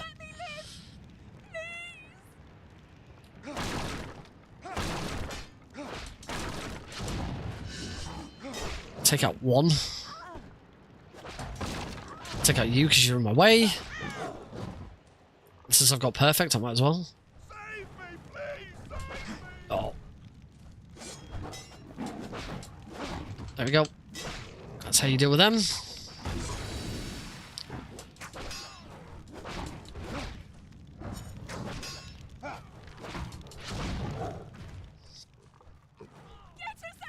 And again, we want to be trying to get through here as quickly as possible. Interestingly, even though Legolas takes out enemies a lot slower with his fierce attacks, he can take out blockades quicker than Aragorn can, which I've always found really weird.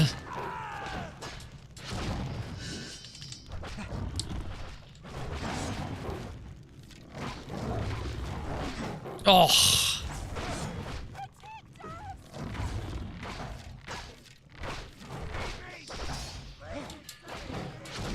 This is where this level can all go horribly wrong, because the Berserker at the top hasn't died and he's taken out those enemies. He's taken out those villagers, and that has really put the my meter down. So I have to be quite careful here. When I do the marathon run, I will probably play it safe on this level, because I am quite worried that I'm gonna fail this.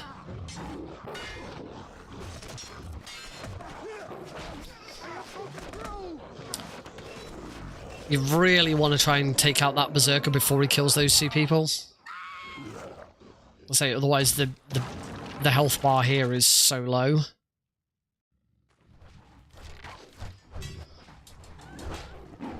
So, come on. What? Why didn't he fall down? Why didn't he fall down?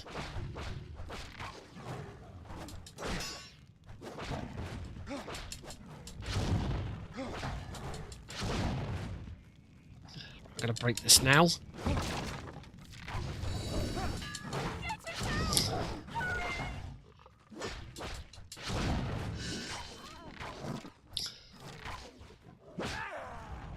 And they're dead. Right at the end of the level. Fail. I really do hate this mission.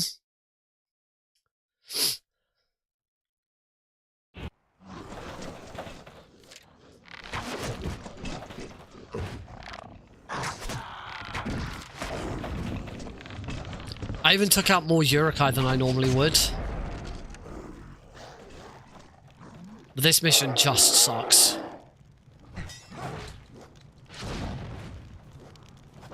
Because it always just seems out of nowhere, just then, oh, that's it. It's done. They're dead. I did take out that previous one.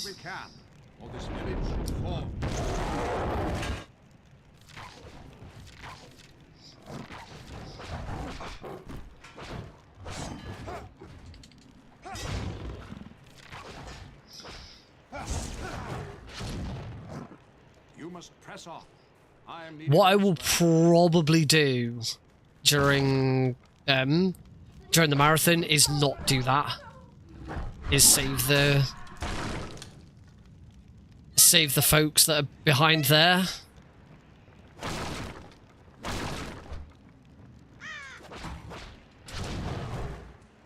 You do have to make sure you take that guy out.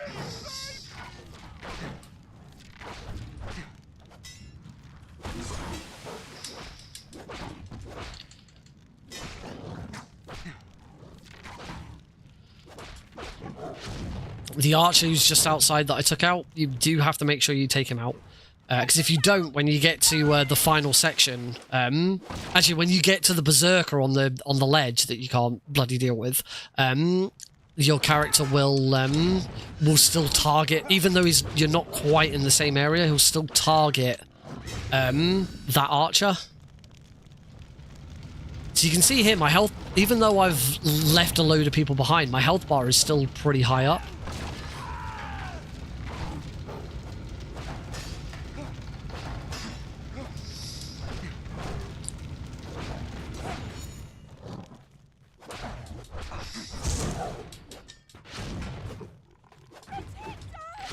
And then sometimes, like, Gandalf just absolutely wrecks them all.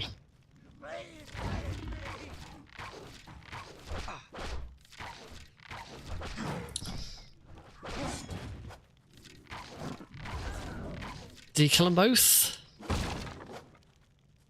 I'm not sure if he killed them both there, or if he only killed one.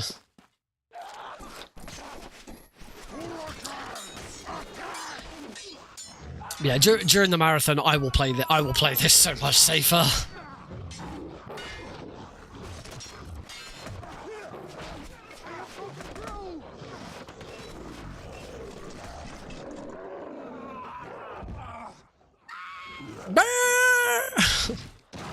Her scream's so good.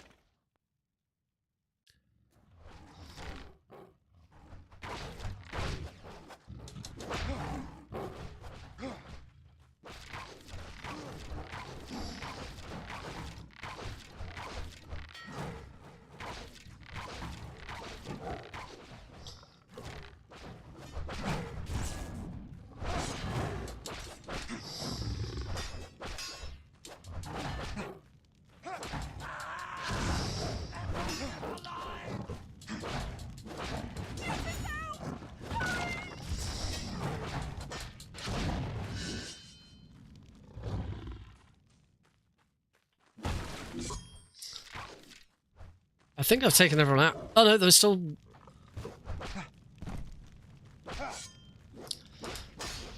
Still one left. There we go. You have done all you can here. 5 minutes behind. Guess what we're doing after the break? That's right. Another practice run of this.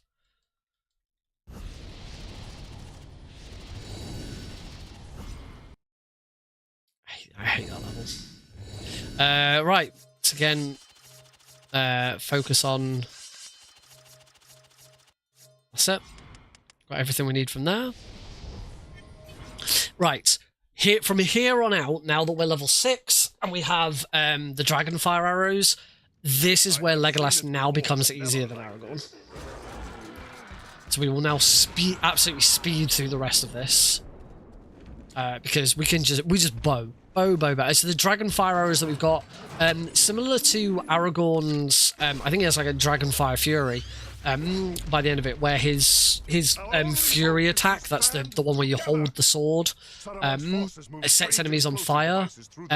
Legolas's bow now sets enemies on fire, but it doesn't have to be a charged shot. Just any shot will now instantly set enemies alight.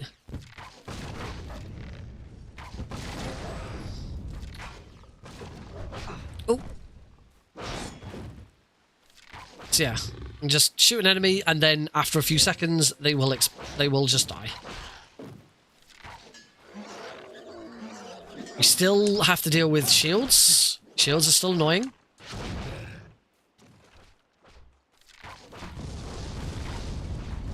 The only thing that can be a little annoying with this power is... Just gonna try and... Oh, it's like a lot of damage there.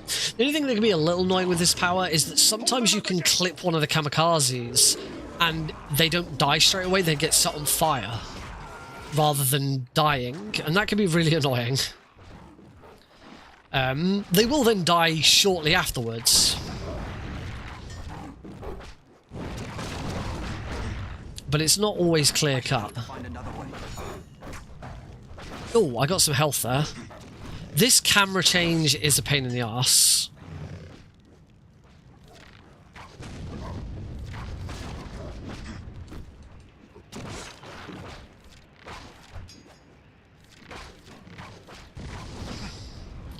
Again, here, you can see there is a bloody orc right in front of me, but Legolas just wants to kill these kamikazes.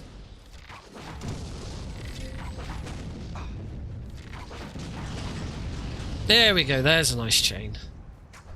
They overrun this area too.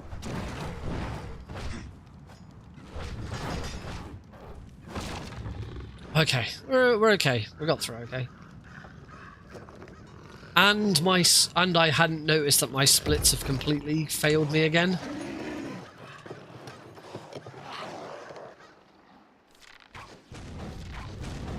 Shoot both of those.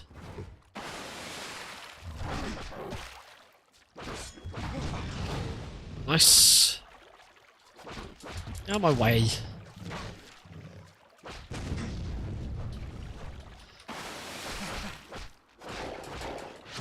So then here with Legolas, rather than go all the way to the end, we can,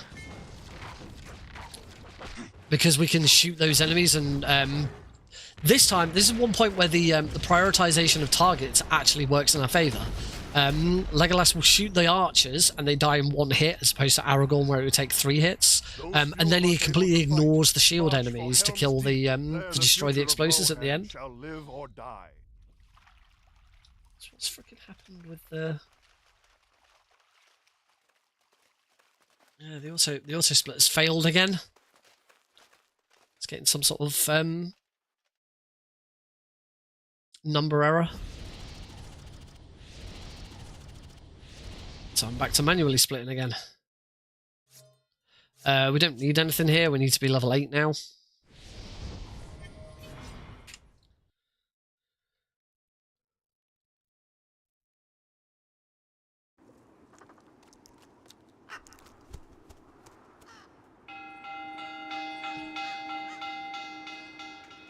Again, similar to Aragorn, except in most cases we're going to bow instead of sword.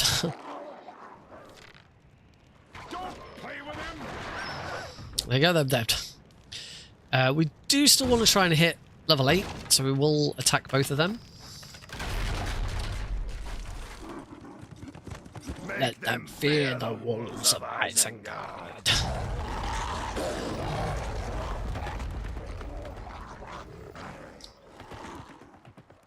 Move out the way of the first one. Or not.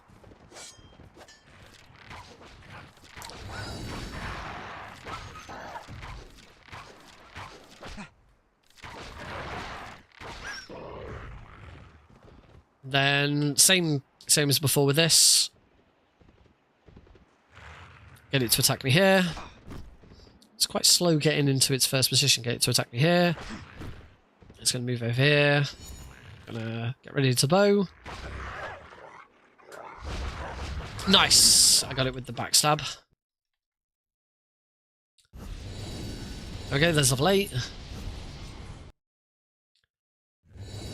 Level 8, we can now take Mithrara's Elven Bow Judgment, Elven Bow Mastery. I don't have enough for Elven Bow Mastery. Oh.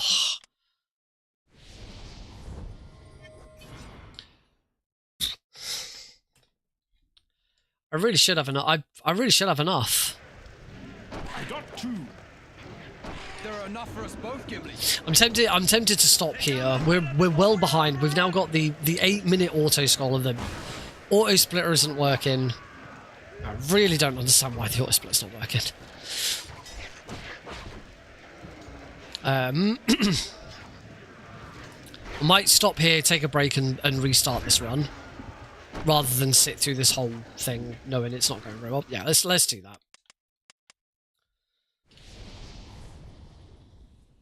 All right. Why auto splitter? Why? Very, very confused.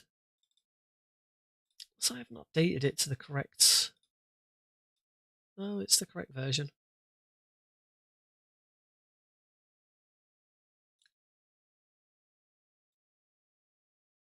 No.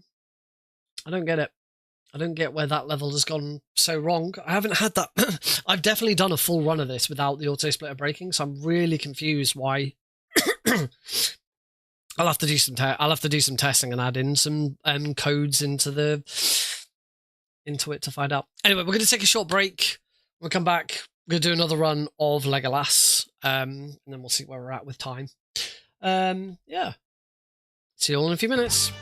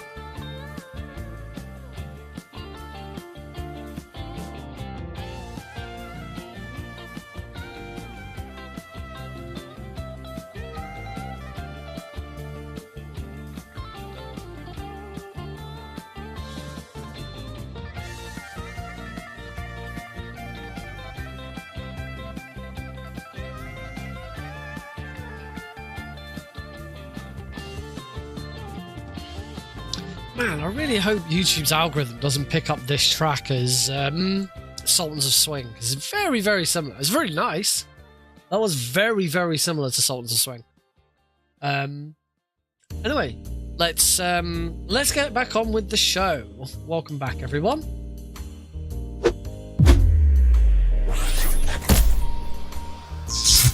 Ahoy hoy! I hope all is good with everyone. Welcome back.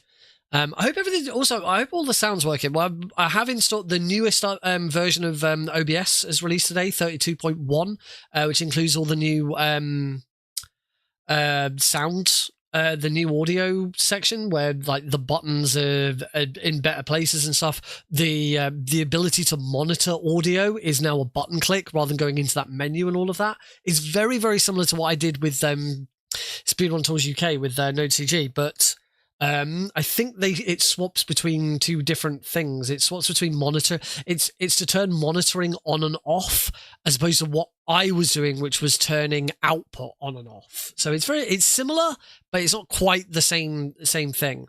So there's 3 states that the audio can be in, and mine swaps between 2 of them, and OBS now swaps between 2 of the others. Well, one of them is always the same, but yeah, as I say, it's just being able to monitor audio easily. So like my microphone now, I can't hear it through my headset, but if I click a single button now on the audio interface, I can now hear myself through there, and I just click it again and it's gone. But there's no way with this of stopping that audio from going out to the stream. That's what NodeCG, what I've done with NodeCG is the other way round, where I'm telling the audio to go to the stream or not go to the stream. I'm not telling it to monitor or not.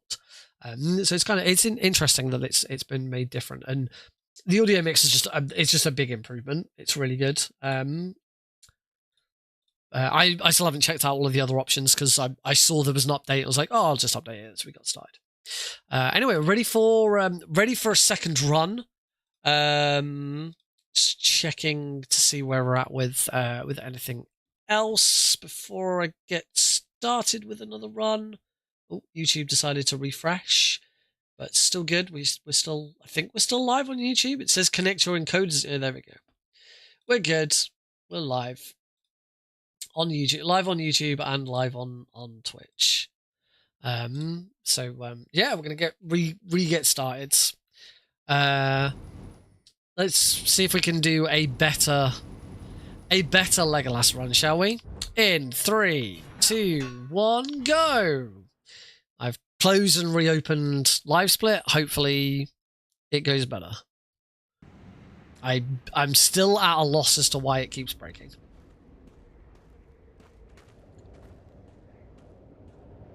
This land has changed.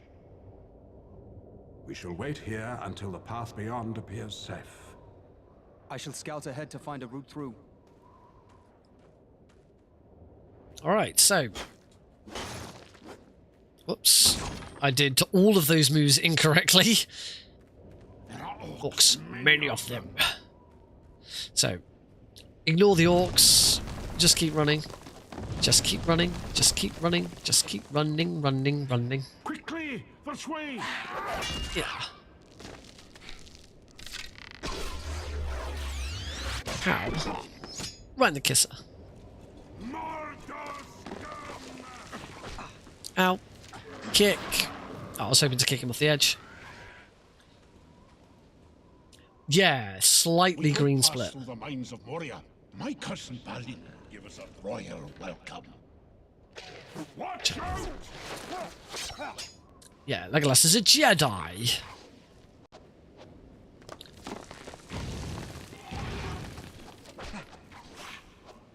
I don't know if this is an adoption in like a global thing or like it's a known thing that lots of people do. But I came across the word Jedi today in a different context, which I'd not seen before. I was checking out some details about a new award show with work that has been flagged in my direction. And they had something called the Jedi Award. And I was like, what on earth is a Jedi Award? It's like, I don't know why we'd call it, because like, you know, these are, I'm looking at awards like, you know, best new store and store manager and stuff like that. What the heck's the Jedi award? So I went to have a look at what it was, and Jedi in this context, as I say, I don't know if this is an industry thing or a global thing or just this is what they've called it. Jedi in this context stands for justice, equality, diversion, and inclusion. I don't know if has anyone ever heard of all of it's, you know, it's, yeah, I've heard of DEI, diversity, equality, and inclusion, but I've never heard the J included to make it Jedi. Justice, This is the dawn of Durin. What did I say that he was? Warrior. Justice, equality, diversity, and inclusion. Alright, I want to take Elrond Swift Terror and Rivendell Longbow. Cool, 10.5 seconds ahead. It's a good start. Right, this is where it all went downhill earlier, so hopefully it doesn't do that now.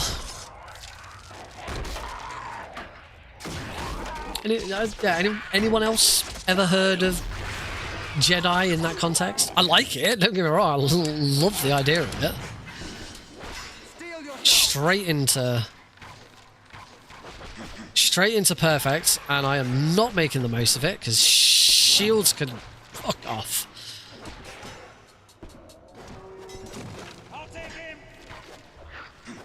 Who? Aragorn? There are a lot of them.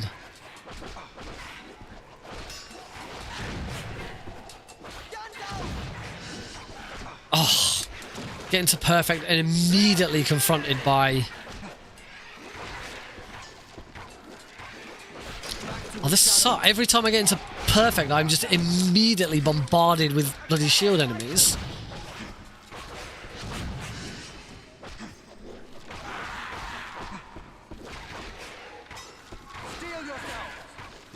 Yep. This one... Oh, stop cock blocking me! I've taken loads of... Again, I've taken loads of damage.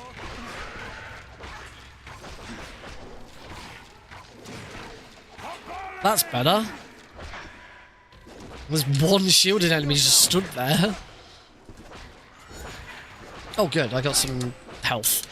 That should be perfect again.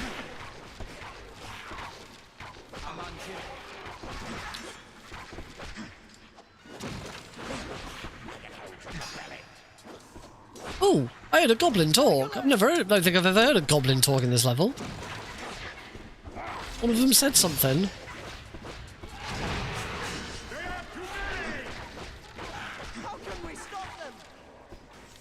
Like this, Frodo. What do you think we're doing right now? Oh, that was a nice spot and a nice few enemies. Ouch. Oh, there we go. I was about to ask how much longer. Alright. Again, what we want to do is immediately get into perfect. Oh. What is it? Every time I get hit, my meter goes back down again.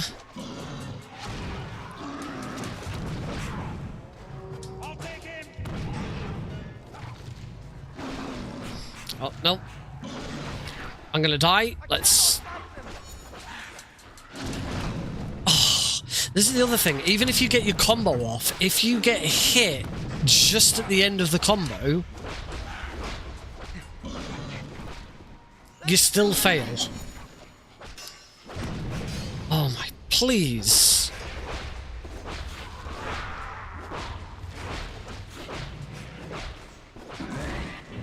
So here, I will not be imperfect, I don't think.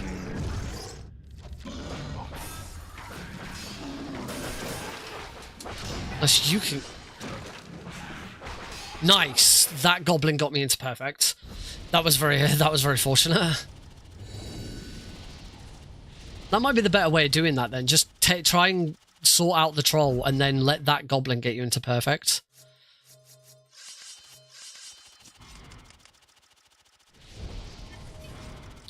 Alright, I lost a little bit of time there, but hopefully I can make it back up again.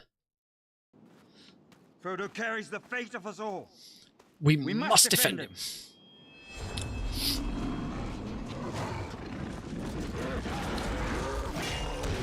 Right, time to kill some Urukai.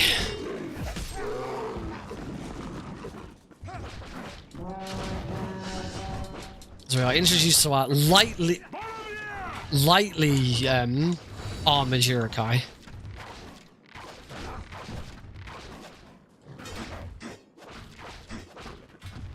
Right, let's just go.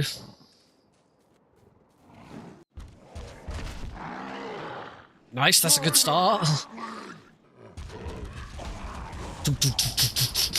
Oh, they stop. We must defeat these Urukai for Frodo to escape.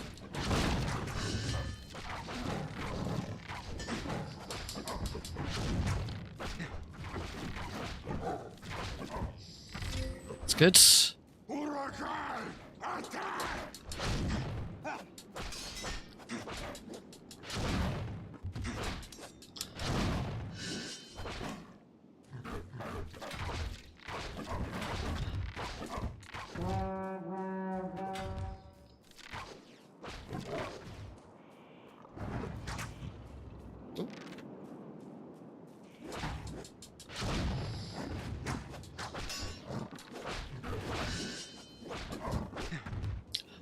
Let's just stand here. Oh, you got close enough.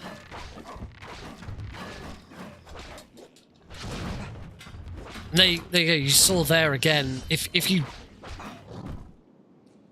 get the combo off, but something hits you just as it lands, that's enough to completely displace the entire thing, and stop you from getting any damage or any points towards. There we go. Doing that safer. As soon as you take out the last one, the fire stops doing damage to you. It's a little bit safer to take them out rather than just run through it.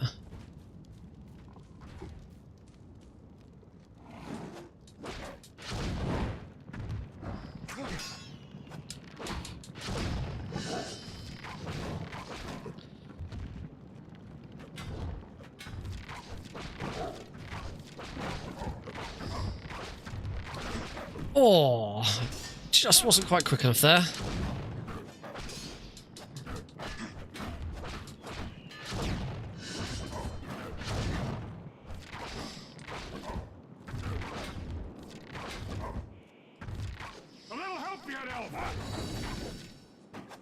That was much better. That was really good. That was really fast. I've only got 12 left.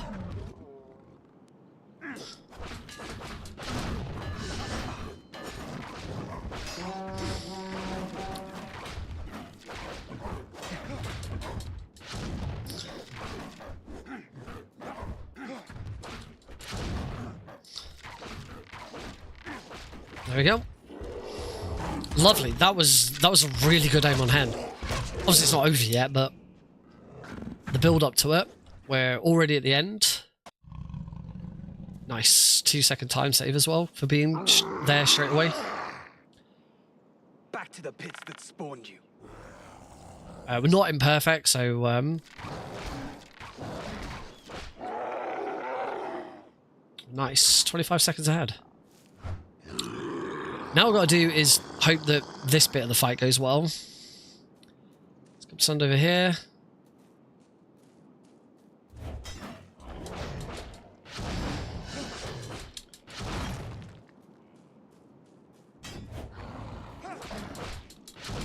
There we go. Much better. That's exactly how that should go. Oh, okay. We're off to a good start. So I'm going to probably play it a little bit safer later to ensure that that start remains. We're level 4 now. We'll take Rising Attack. Oh, level 5. Really good level. Rising Attack, throw and longbow. And that's it. We now just hoard. We now just want to hoard for ages. 4... Oh, 52 seconds ahead. Lovely. Yeah, let's play some of this a little bit safer. This way. Come. When I say some of this, I mean Plains of Rohan. Split up to find them We'll quickly. play Plains of Rohan a lot safer.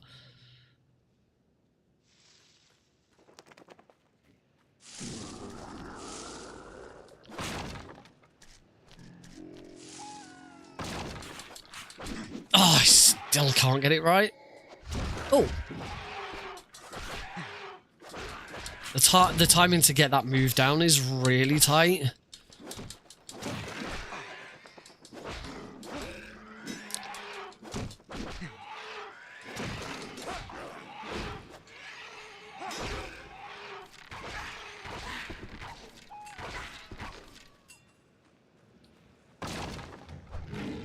Oh, I hate this bloody thing because he moves back.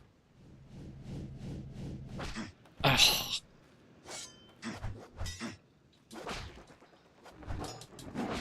Gotcha, there we go. Against Aragorn, he doesn't move back. Against Legolas, he loves to move back, and it's really annoying. Looks like I'm losing loads of time here, but I don't think that's true. I think that's just because the splits haven't... Oh.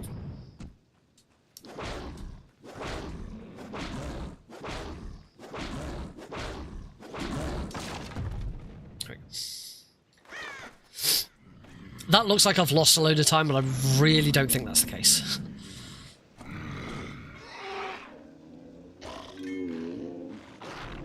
That suggests that my previous segment best was I was behind by a minute, which definitely isn't true.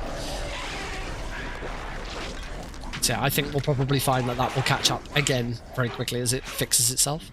Because I still don't have a PB with the subsplits. Out my way.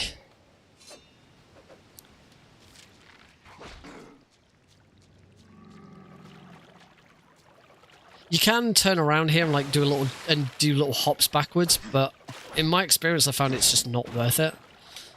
Do that. I didn't get away from that orc. That was really nasty. Ooh. The camera, there we go, we're back to 27 seconds ahead. Hopefully we go back to 52 seconds ahead. I'd like to have lost that much time.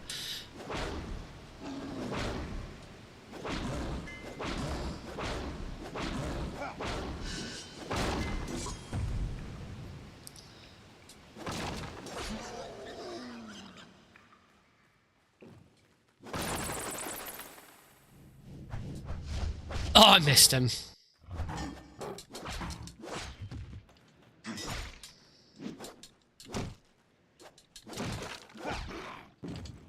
It's just, there we go. Just so that I don't have to worry about it.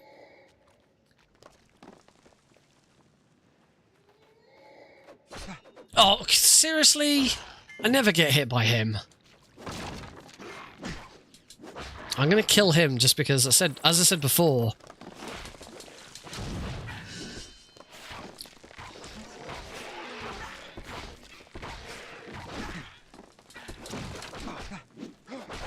Oh, seriously, leave me alone.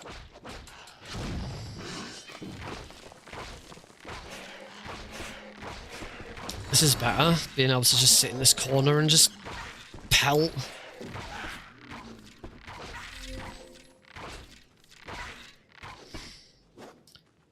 Nope. Cool. There we go, back to 41 seconds, that's good. And again, getting into that corner and just being imperfect and just being able to pew, that was really good. Plenty of health, so I don't need to worry about that. 4, 5, 6, 7, 8, 9, 10. 6. Oh, sometimes it'll be a little too fast there. Oh, I've done it again. Yeah, you don't want to try and get the second hit in, finish the combo, because they usually don't get hit by the second bit. So it's just keep the rhythm. Aragorn. Slap, slap, slap. That was much better though. See, Legolas? The White Wizard. Saruman. Hopefully that's level 6. Yeah, no, level 6. So we can start taking next abilities. Should be perfect. Dragonfire arrows. Not that. We don't want to take the... Oh, whoops. I've started to save the game. 50 seconds ahead. That's good. This is really good. So, Plains of Rohan, as I said, I am going to play this safe. And I do have some decent upgrades. I'm trying not to take that other health upgrade now, so that I've got enough for later. That's where I think that's where I've been going wrong with that.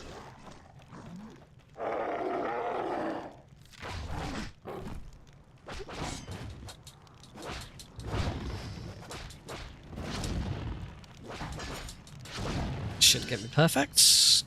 We must save everyone that we can. All this fish shall fall. It's good we want to be perfect here because we want to...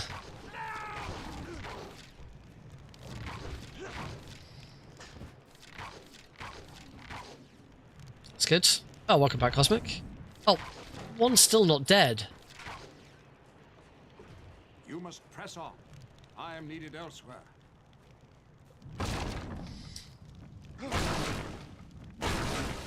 I'm gonna play. I'm gonna play this safe. Get the XP. It is a time loss to do that, but it's extra XP, which is always helpful. It means those guys are relatively saved. He's dead. Got to make sure he dies.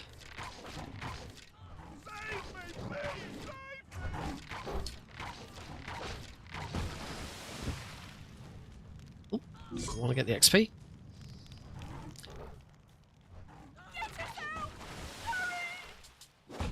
And as you can see now, I haven't the health meter at the top is full.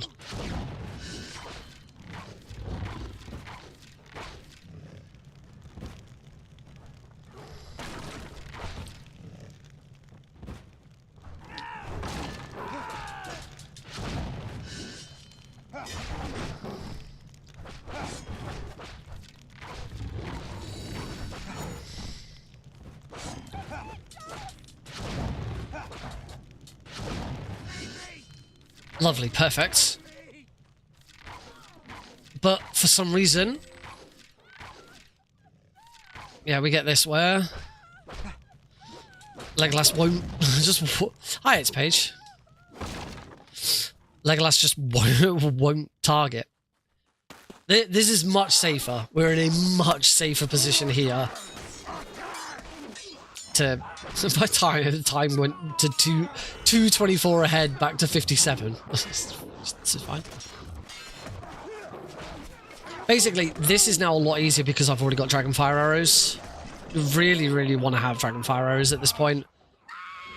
Because as soon as you get that upgrade, Legolas just becomes a piece of piss. Because now I can also take him out straight away. Just shoot. Don't have to worry about anything else. We just shoot. Save them. Try and get over here for the pickup. Legolas isn't targeting anything, so that would suggest... Nope, there is still something alive. Oh, there we go. He just took a time.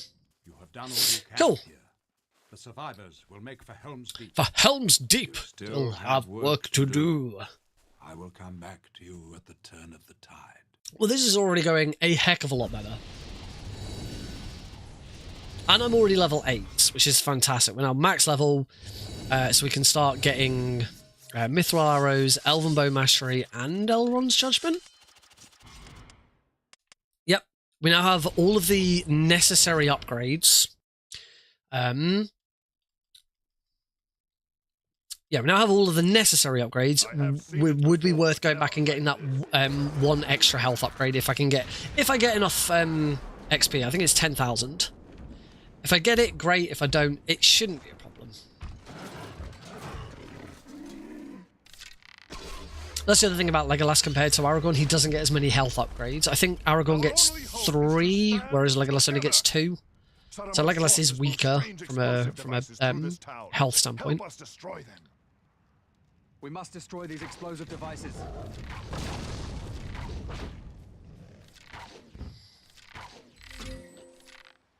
Wait for them to approach. Kaboom! Probably could have stood a bit further forwards. This is now even easier because not only have we got Dragonfire arrows, we've also got Mithril arrows. Mithril and the final just bow damage upgrade. I can't remember what it's called, but the Mithril arrows now mean that my arrows pierce. Ow!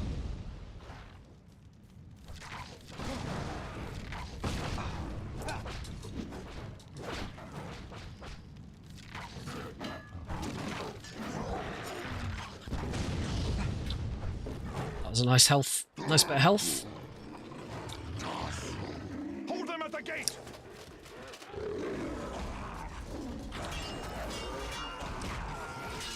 So piercing arrows that set on fire, and they're now at max damage. Ow! Could really do some health if I can find some. I shall have to find another way.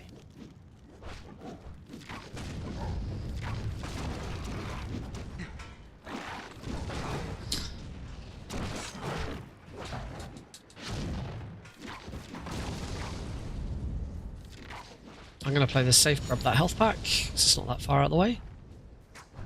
They overrun this area too. Oh! Get out of the way! Go. Nice! This is so much better than the last run. If I could have this in a marathon setting, that'd be great.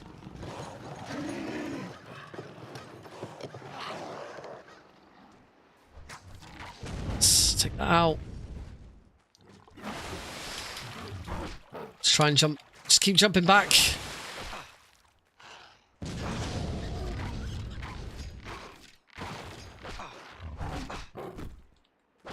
Leave me alone.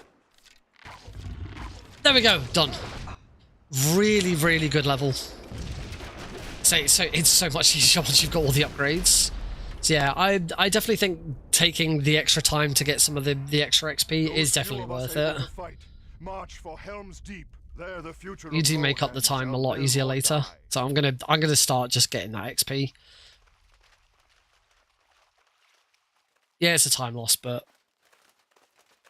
it's worth its weight in gold if you can get another level out of it. So the only thing left now is if I get 10,000 XP, which I haven't, because we don't take out a lot of enemies in that one. If I get 10,000 XP, then I can go for the final health upgrade. Final Rohan area before we head to Helm's Deep. This one's quite short. I think this is the shortest level in the game. Is just a boss fight. There we go, and both of them are dead. That's how quick that bit can be done when you've got all the upgrades. Just 2 hits and they're dead. The wolves of Isengard.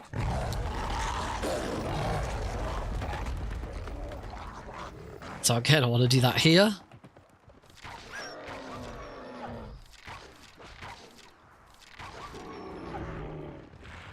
Very nice.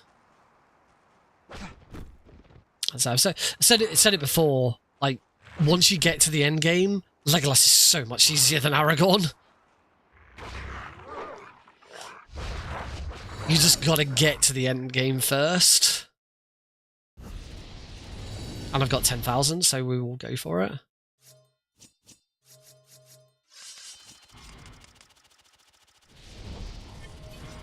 Right, that's it. We don't need to worry about getting any XP here. We just need to sit through 8-minute auto scroller. Enough for us both, Gimli.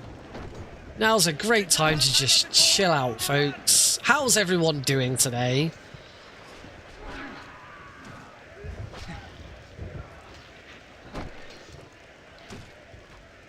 I am sorry that we started the stream on such a sad note. I don't think I've ever had such a sad start to a stream. I didn't cry though. I got close, but I didn't cry. I was worried. I'll tell you now, I was a complete wreck yesterday. I had not cried as hard as I did yesterday. I can't remember.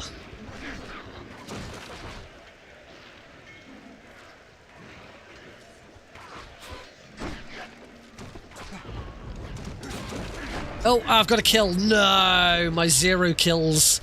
0 kills on... I'm not sure if I've ever actually finished Helm's Deep with 0 kills.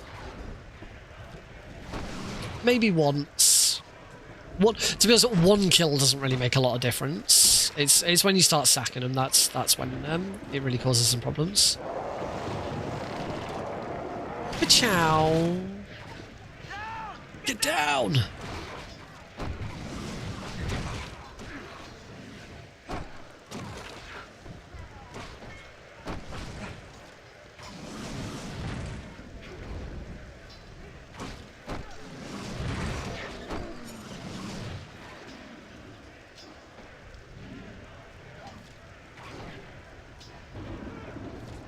Ciao. That's scary. It's always good if you can. Oh, and another one. It's always good if you can knock the ladder down as an enemy's coming up, because you prevented another enemy from getting on the platform.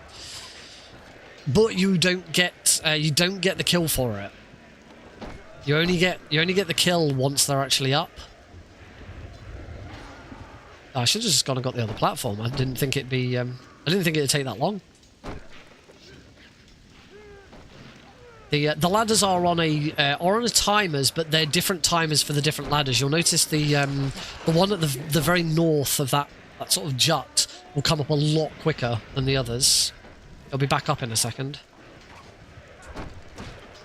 There it is. It's already back up. The other two won't be for a little while, even though that one was the last one I took out of those 3. Oh, that one's already back up. Out of my way. Go away.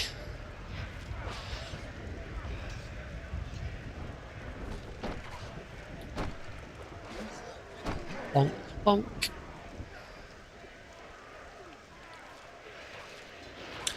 If you didn't manage to check it out over the weekend, Albion Speedrun Collective, we had our first ever marathon reveal stream. We got to use Speedrun Tools UK schedule reveal, which I've been wanting to use forever. It's the first time I've ever used it in a live setting. It still has one error with it, which I need to have a look at.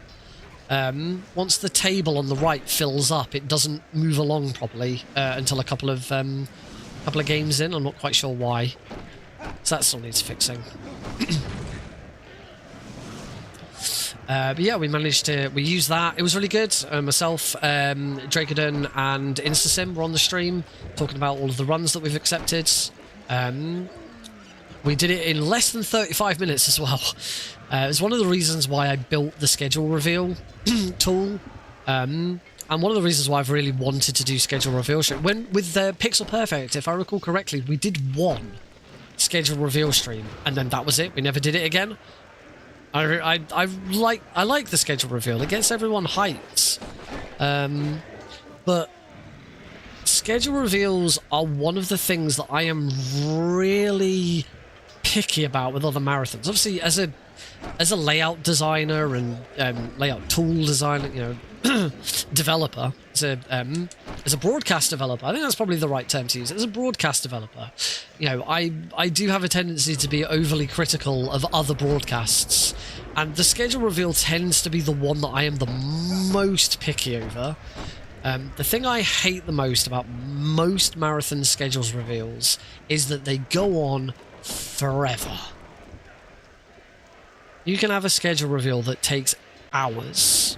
There's one in particular.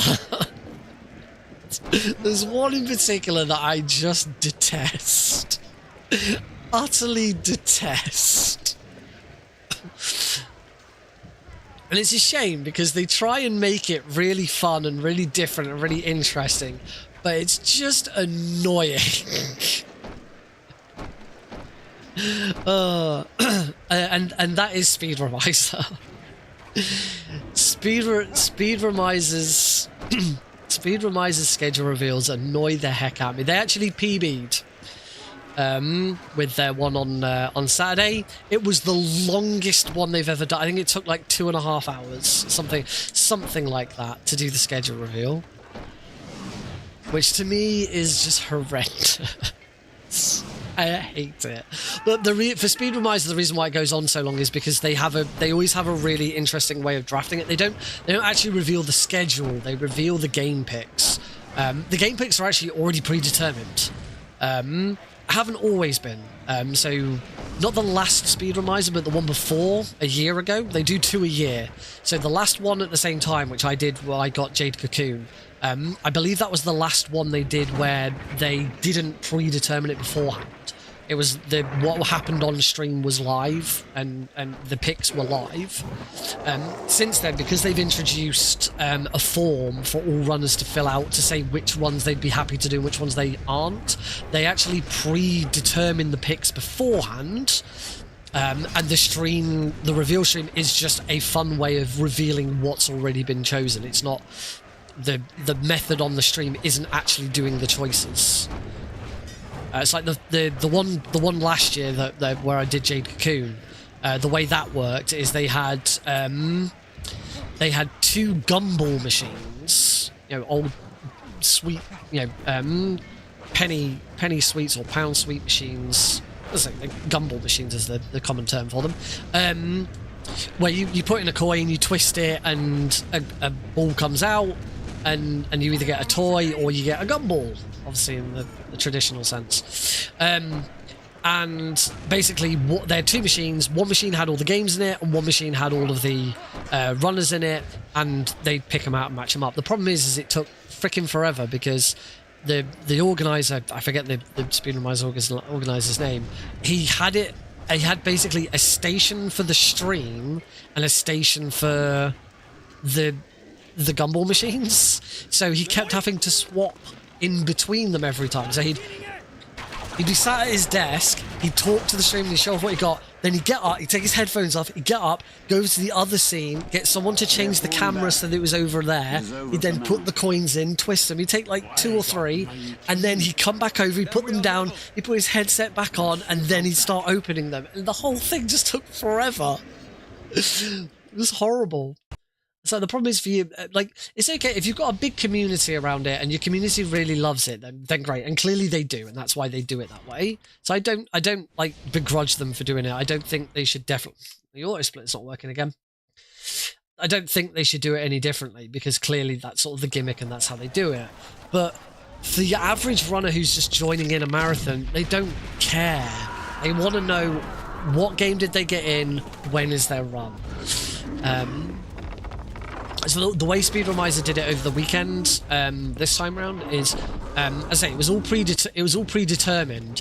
Every game and every runner had been given a raffle ticket, and when their raffle ticket came up, it was they were revealed on a board.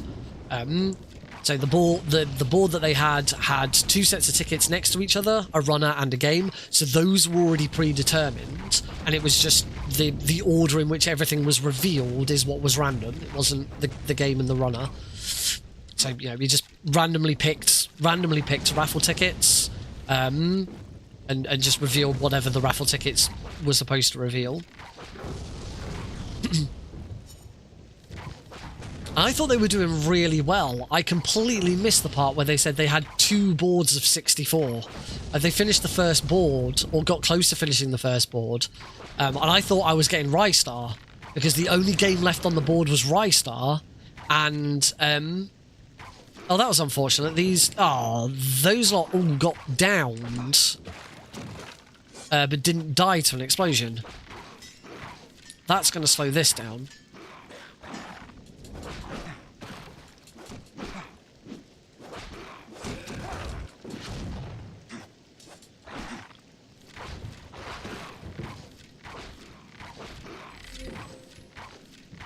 Okay, I'm not auto-targeting anymore, so that should be fine. And here's where this starts to get easier, because as long as they're not shielded enemies, we just pew through these. Yep, try and let the enemies go behind me.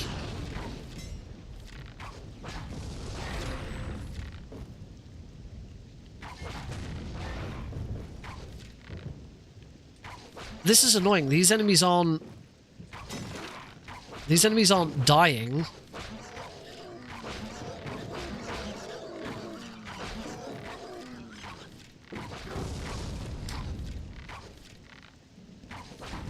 They're getting knocked down by the explosions, but they're not.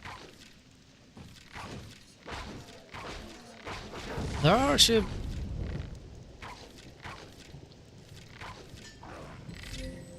So yeah, you just try and let the enemies go behind you, and then it doesn't matter that they're shielded. This is going okay.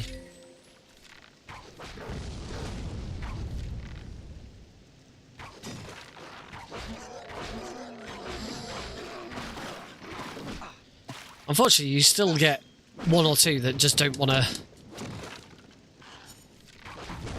That just don't want to boogie. They don't want to run behind you and...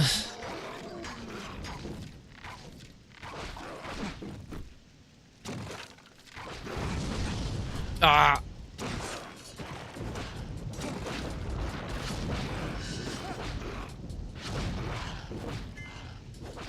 Just take the hit there because there's plenty of health around.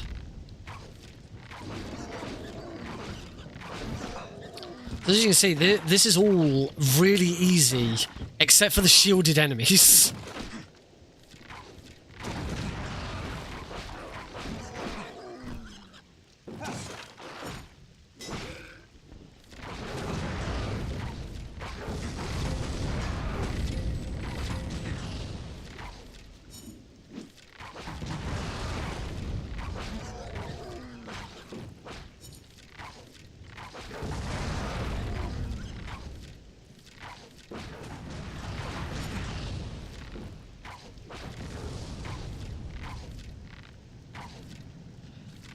I think...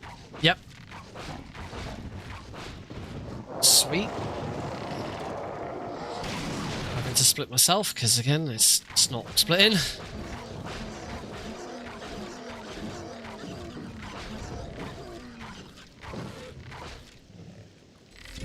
Lovely. Saving all sorts of time here.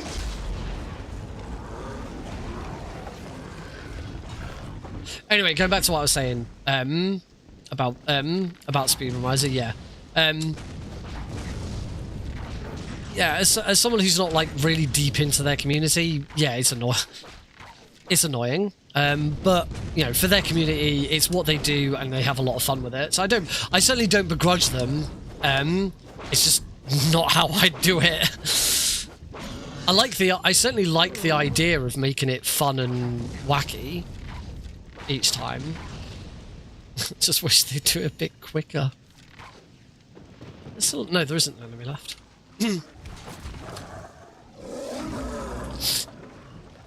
But at least when there is something going on. The amount of schedule reveals I watch where it is literally you're just listening to 3 or 4 people just like spend 10 minutes per run chatting about it.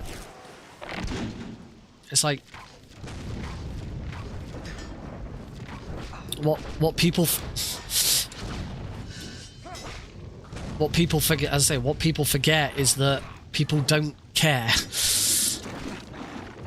In a lot of cases, people want to know: did my run get in? When am I running? Could you imagine? Oh my god, this is horrendous. Could you imagine if GDQ did a schedule reveal? It'd take fucking days.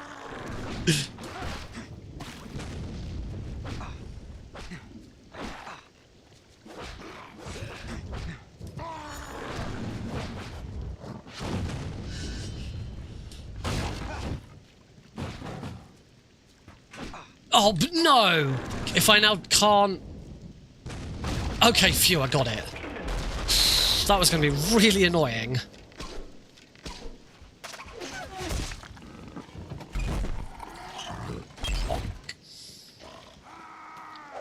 Yeah! Never have I seen such axe work, Master Dwarf. Legolas has lost his swords. He's just running over with his hands. His swords are gone for some reason. Look at him. Why is Legolas lost his swords? All right, now we get the really, really long one of these. This is the longest one of these we have in the game.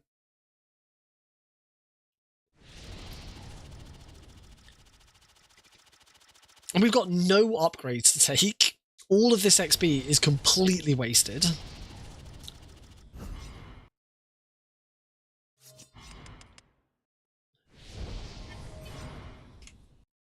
$116 ahead.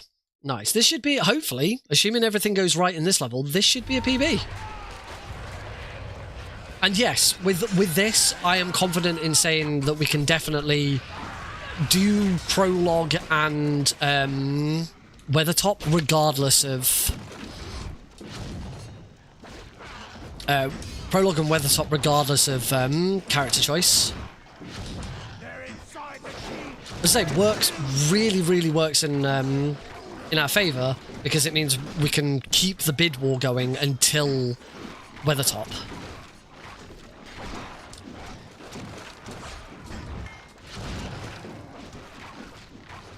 Here's, again, because we're Legolas, we still have some trouble with shielded enemies, but for the most part, if we're out of the way, shielded enemies should have their backs turned to us because they're fighting other enemies. They're fighting our allies. There's any that sort of head in my direction I then need to try and deal with. Apart from that, it is just bow.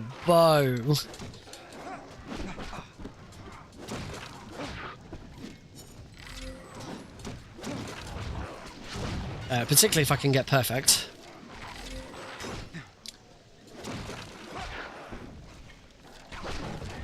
There we go. Let's protect the gate. Help, friend. I'm coming to help you, friend. Help Aragorn before he dies. To him! Out of my way! Please get out of my way! I have to help Aragorn.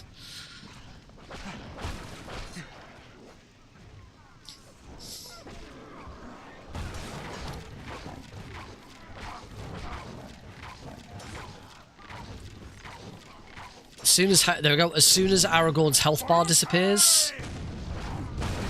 Oh, I was a little too far forwards there. As soon as Aragorn's health bar disappears, that's when we can move, because that means they're all dead.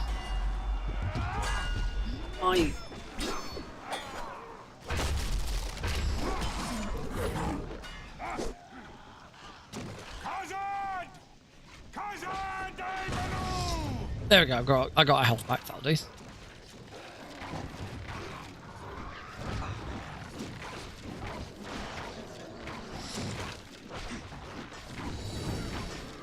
Leveled up. That's max level, which does usually happen. But I've heard that it does not happen with Gimli.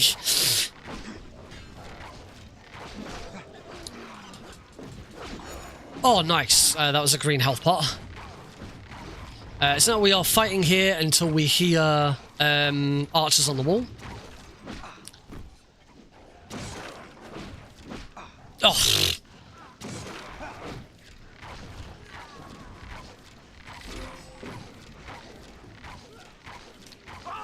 There we go, there's archers on the wall. Back up to here. Pew, pew, pew, pew, pew. Hopefully the dudes get out of my way.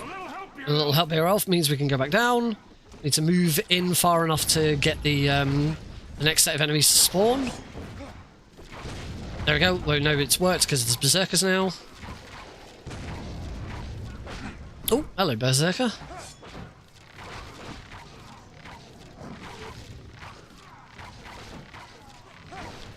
Oh god, I'm out of arrows.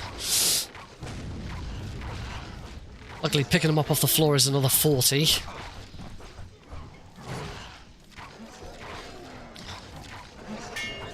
Here come the trolls.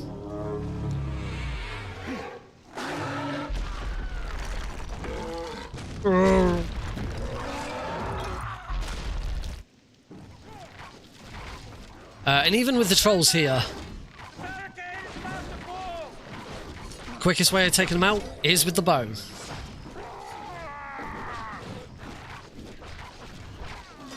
That's one. Assuming... Oh, I was looking at Aragorn then. There we go, done. 148 ahead. Probably, might be 149 ahead actually, because so split. The split wasn't automatic. There we go, 148 time save, 48 minutes. That is a big PB at this point. Really, really pleased with that. Hang on. Is that correct? Just checking, compare again. No, personal best real time. That is correct. Oh yeah, because I was only just under 49 minutes, wasn't I? Yeah, nice. Legolas PB. Will you take those? If that actually does anything to the scoreboard for me. If it doesn't, I won't upload it. Speedrun.com, Lord of the Rings 2 Towers, have a look. Legolas, easy, emulator. That's the world record is 44:53, so I'm still pretty far off that. That does not change my position on the leaderboard. Fourth place is 46:17, so I'm still two minutes behind next place. And that we should seek to destroy. But yeah, I feel confident that I could definitely do this. I can definitely do this with both Weathertop and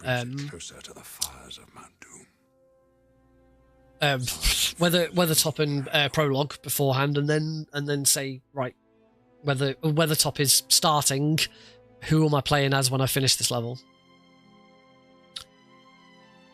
Oh, there goes any chance of this this video not getting demonetized because I forgot to get rid of that bit. Cool.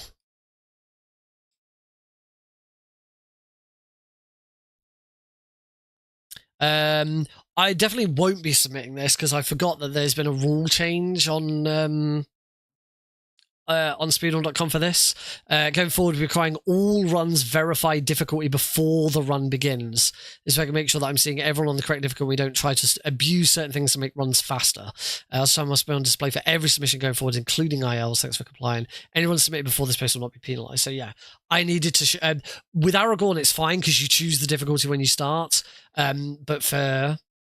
Well, for Legolas, I should have shown what difficulty setting I was on before the run started. The only thing is I never feel like that should be the case for the easiest difficulty, because if you're submitting to the easiest difficulty and you've done the run on medium, then you're penalising yourself. But yeah, I'd say I'm not going to submit this anyway because I haven't actually gone up the leaderboard with it, so it's not worth it.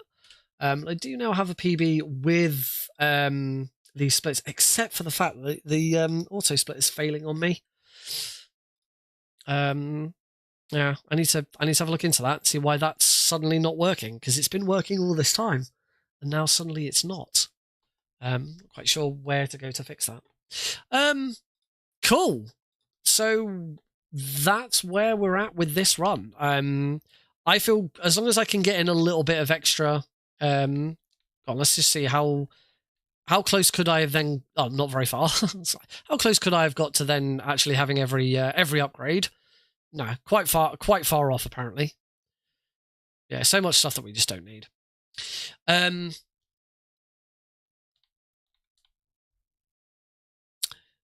only other thing now to do after that is you go back and do all the other characters.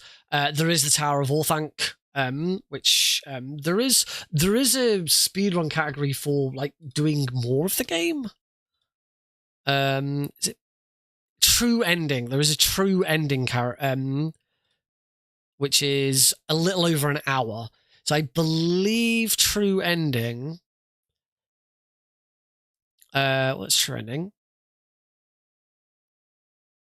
Beat the game, complete every single level.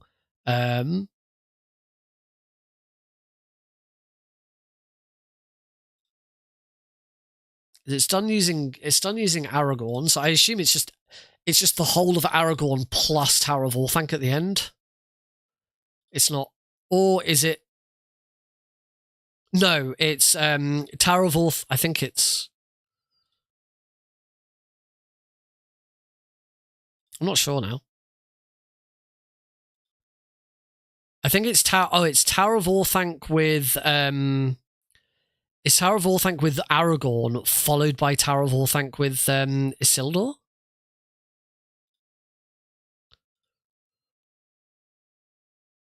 Is it from a new game? It is from a brand new game. I'm just not sure how you immediately have access to Isildur after.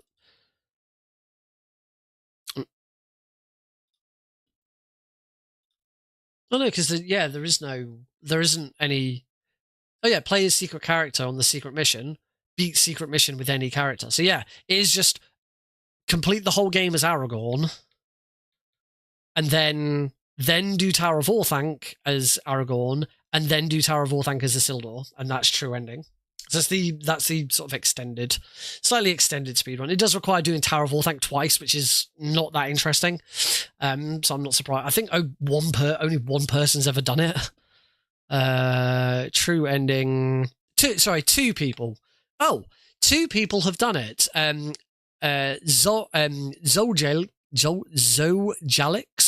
did it 2 years ago, and the world record was beaten today. Actually, by Incorporated Mysteries. Incorporated Mysteries has been absolutely on one with this game, basically going through and finding every speedrun category that does not have a world record already in it and taking it. And then, every speedrun category that like nobody's done and taking it. But then also going through and finding speedrun categories that have been done and taking them anyway. This dude has just been completely destroying the game. The category that we just done, Legolas, I believe, is he the world record holder? No, he hasn't tackled Legolas yet on here. Absolute monster. Just run after run after run after run. World records all around. Oh. Anyway, I think we're going to call it an early night tonight. Because I'm tired. And also, there's not many people watching. As much as I really want to try and submit 2 Towers to GDQ, but I do recognise that no one really likes watching this run. It'd do well at GDQ. InstaSpeedathon might be a good indicator. But nobody really tunes in for this. I don't imagine many two people are going to tune in for Thursday's Everything or Nothing. But they need practicing, and fuck it, I'm really enjoying. Even if you're not, I'm really enjoying them. So screw you. We will once we're done with InstaSpeedathon, I will probably do. I will need to do some Metal Gear Solid 3 practice ready for Albion Speedrun Collective. I will try and do some Phantom Pain runs as well, because I don't just want to drop Phantom Pain and end it. I haven't submitted a run yet. I'd like to get a Phantom Pain run done where I don't really have any big errors. I don't have a restart or a death or something like that. So I don't just, I'm not done with Phantom Pain, don't worry, but there's lots of other stuff. And obviously I need to start learning the Smurfs. Whether we'll do a casual run of Smurfs on stream first, I don't know. But we will see what happens. I do have 3 months to learn the Smurfs, so there is no desperate hurry to get started. I might even wait until after Manchester to do Smurfs. But anyway, thank you all very much for watching. I know there's not that many people here compared to right at the start. For anyone who was here at the very start, thank you for being here, and thank you for hearing the news. I will now post on Discord to talk about it as well, so that anyone who didn't see it can can learn, because I'm sure people do want to know. But anyway, thank you very much. I will see you on Thursday for 007 Everything or Nothing. Good night. Oh, thank you, JN. One more Eli bounce. Stream Eli ain't going anywhere. Stream Eli will stay. We've got to get Eli bounce to 1,000. We will. No.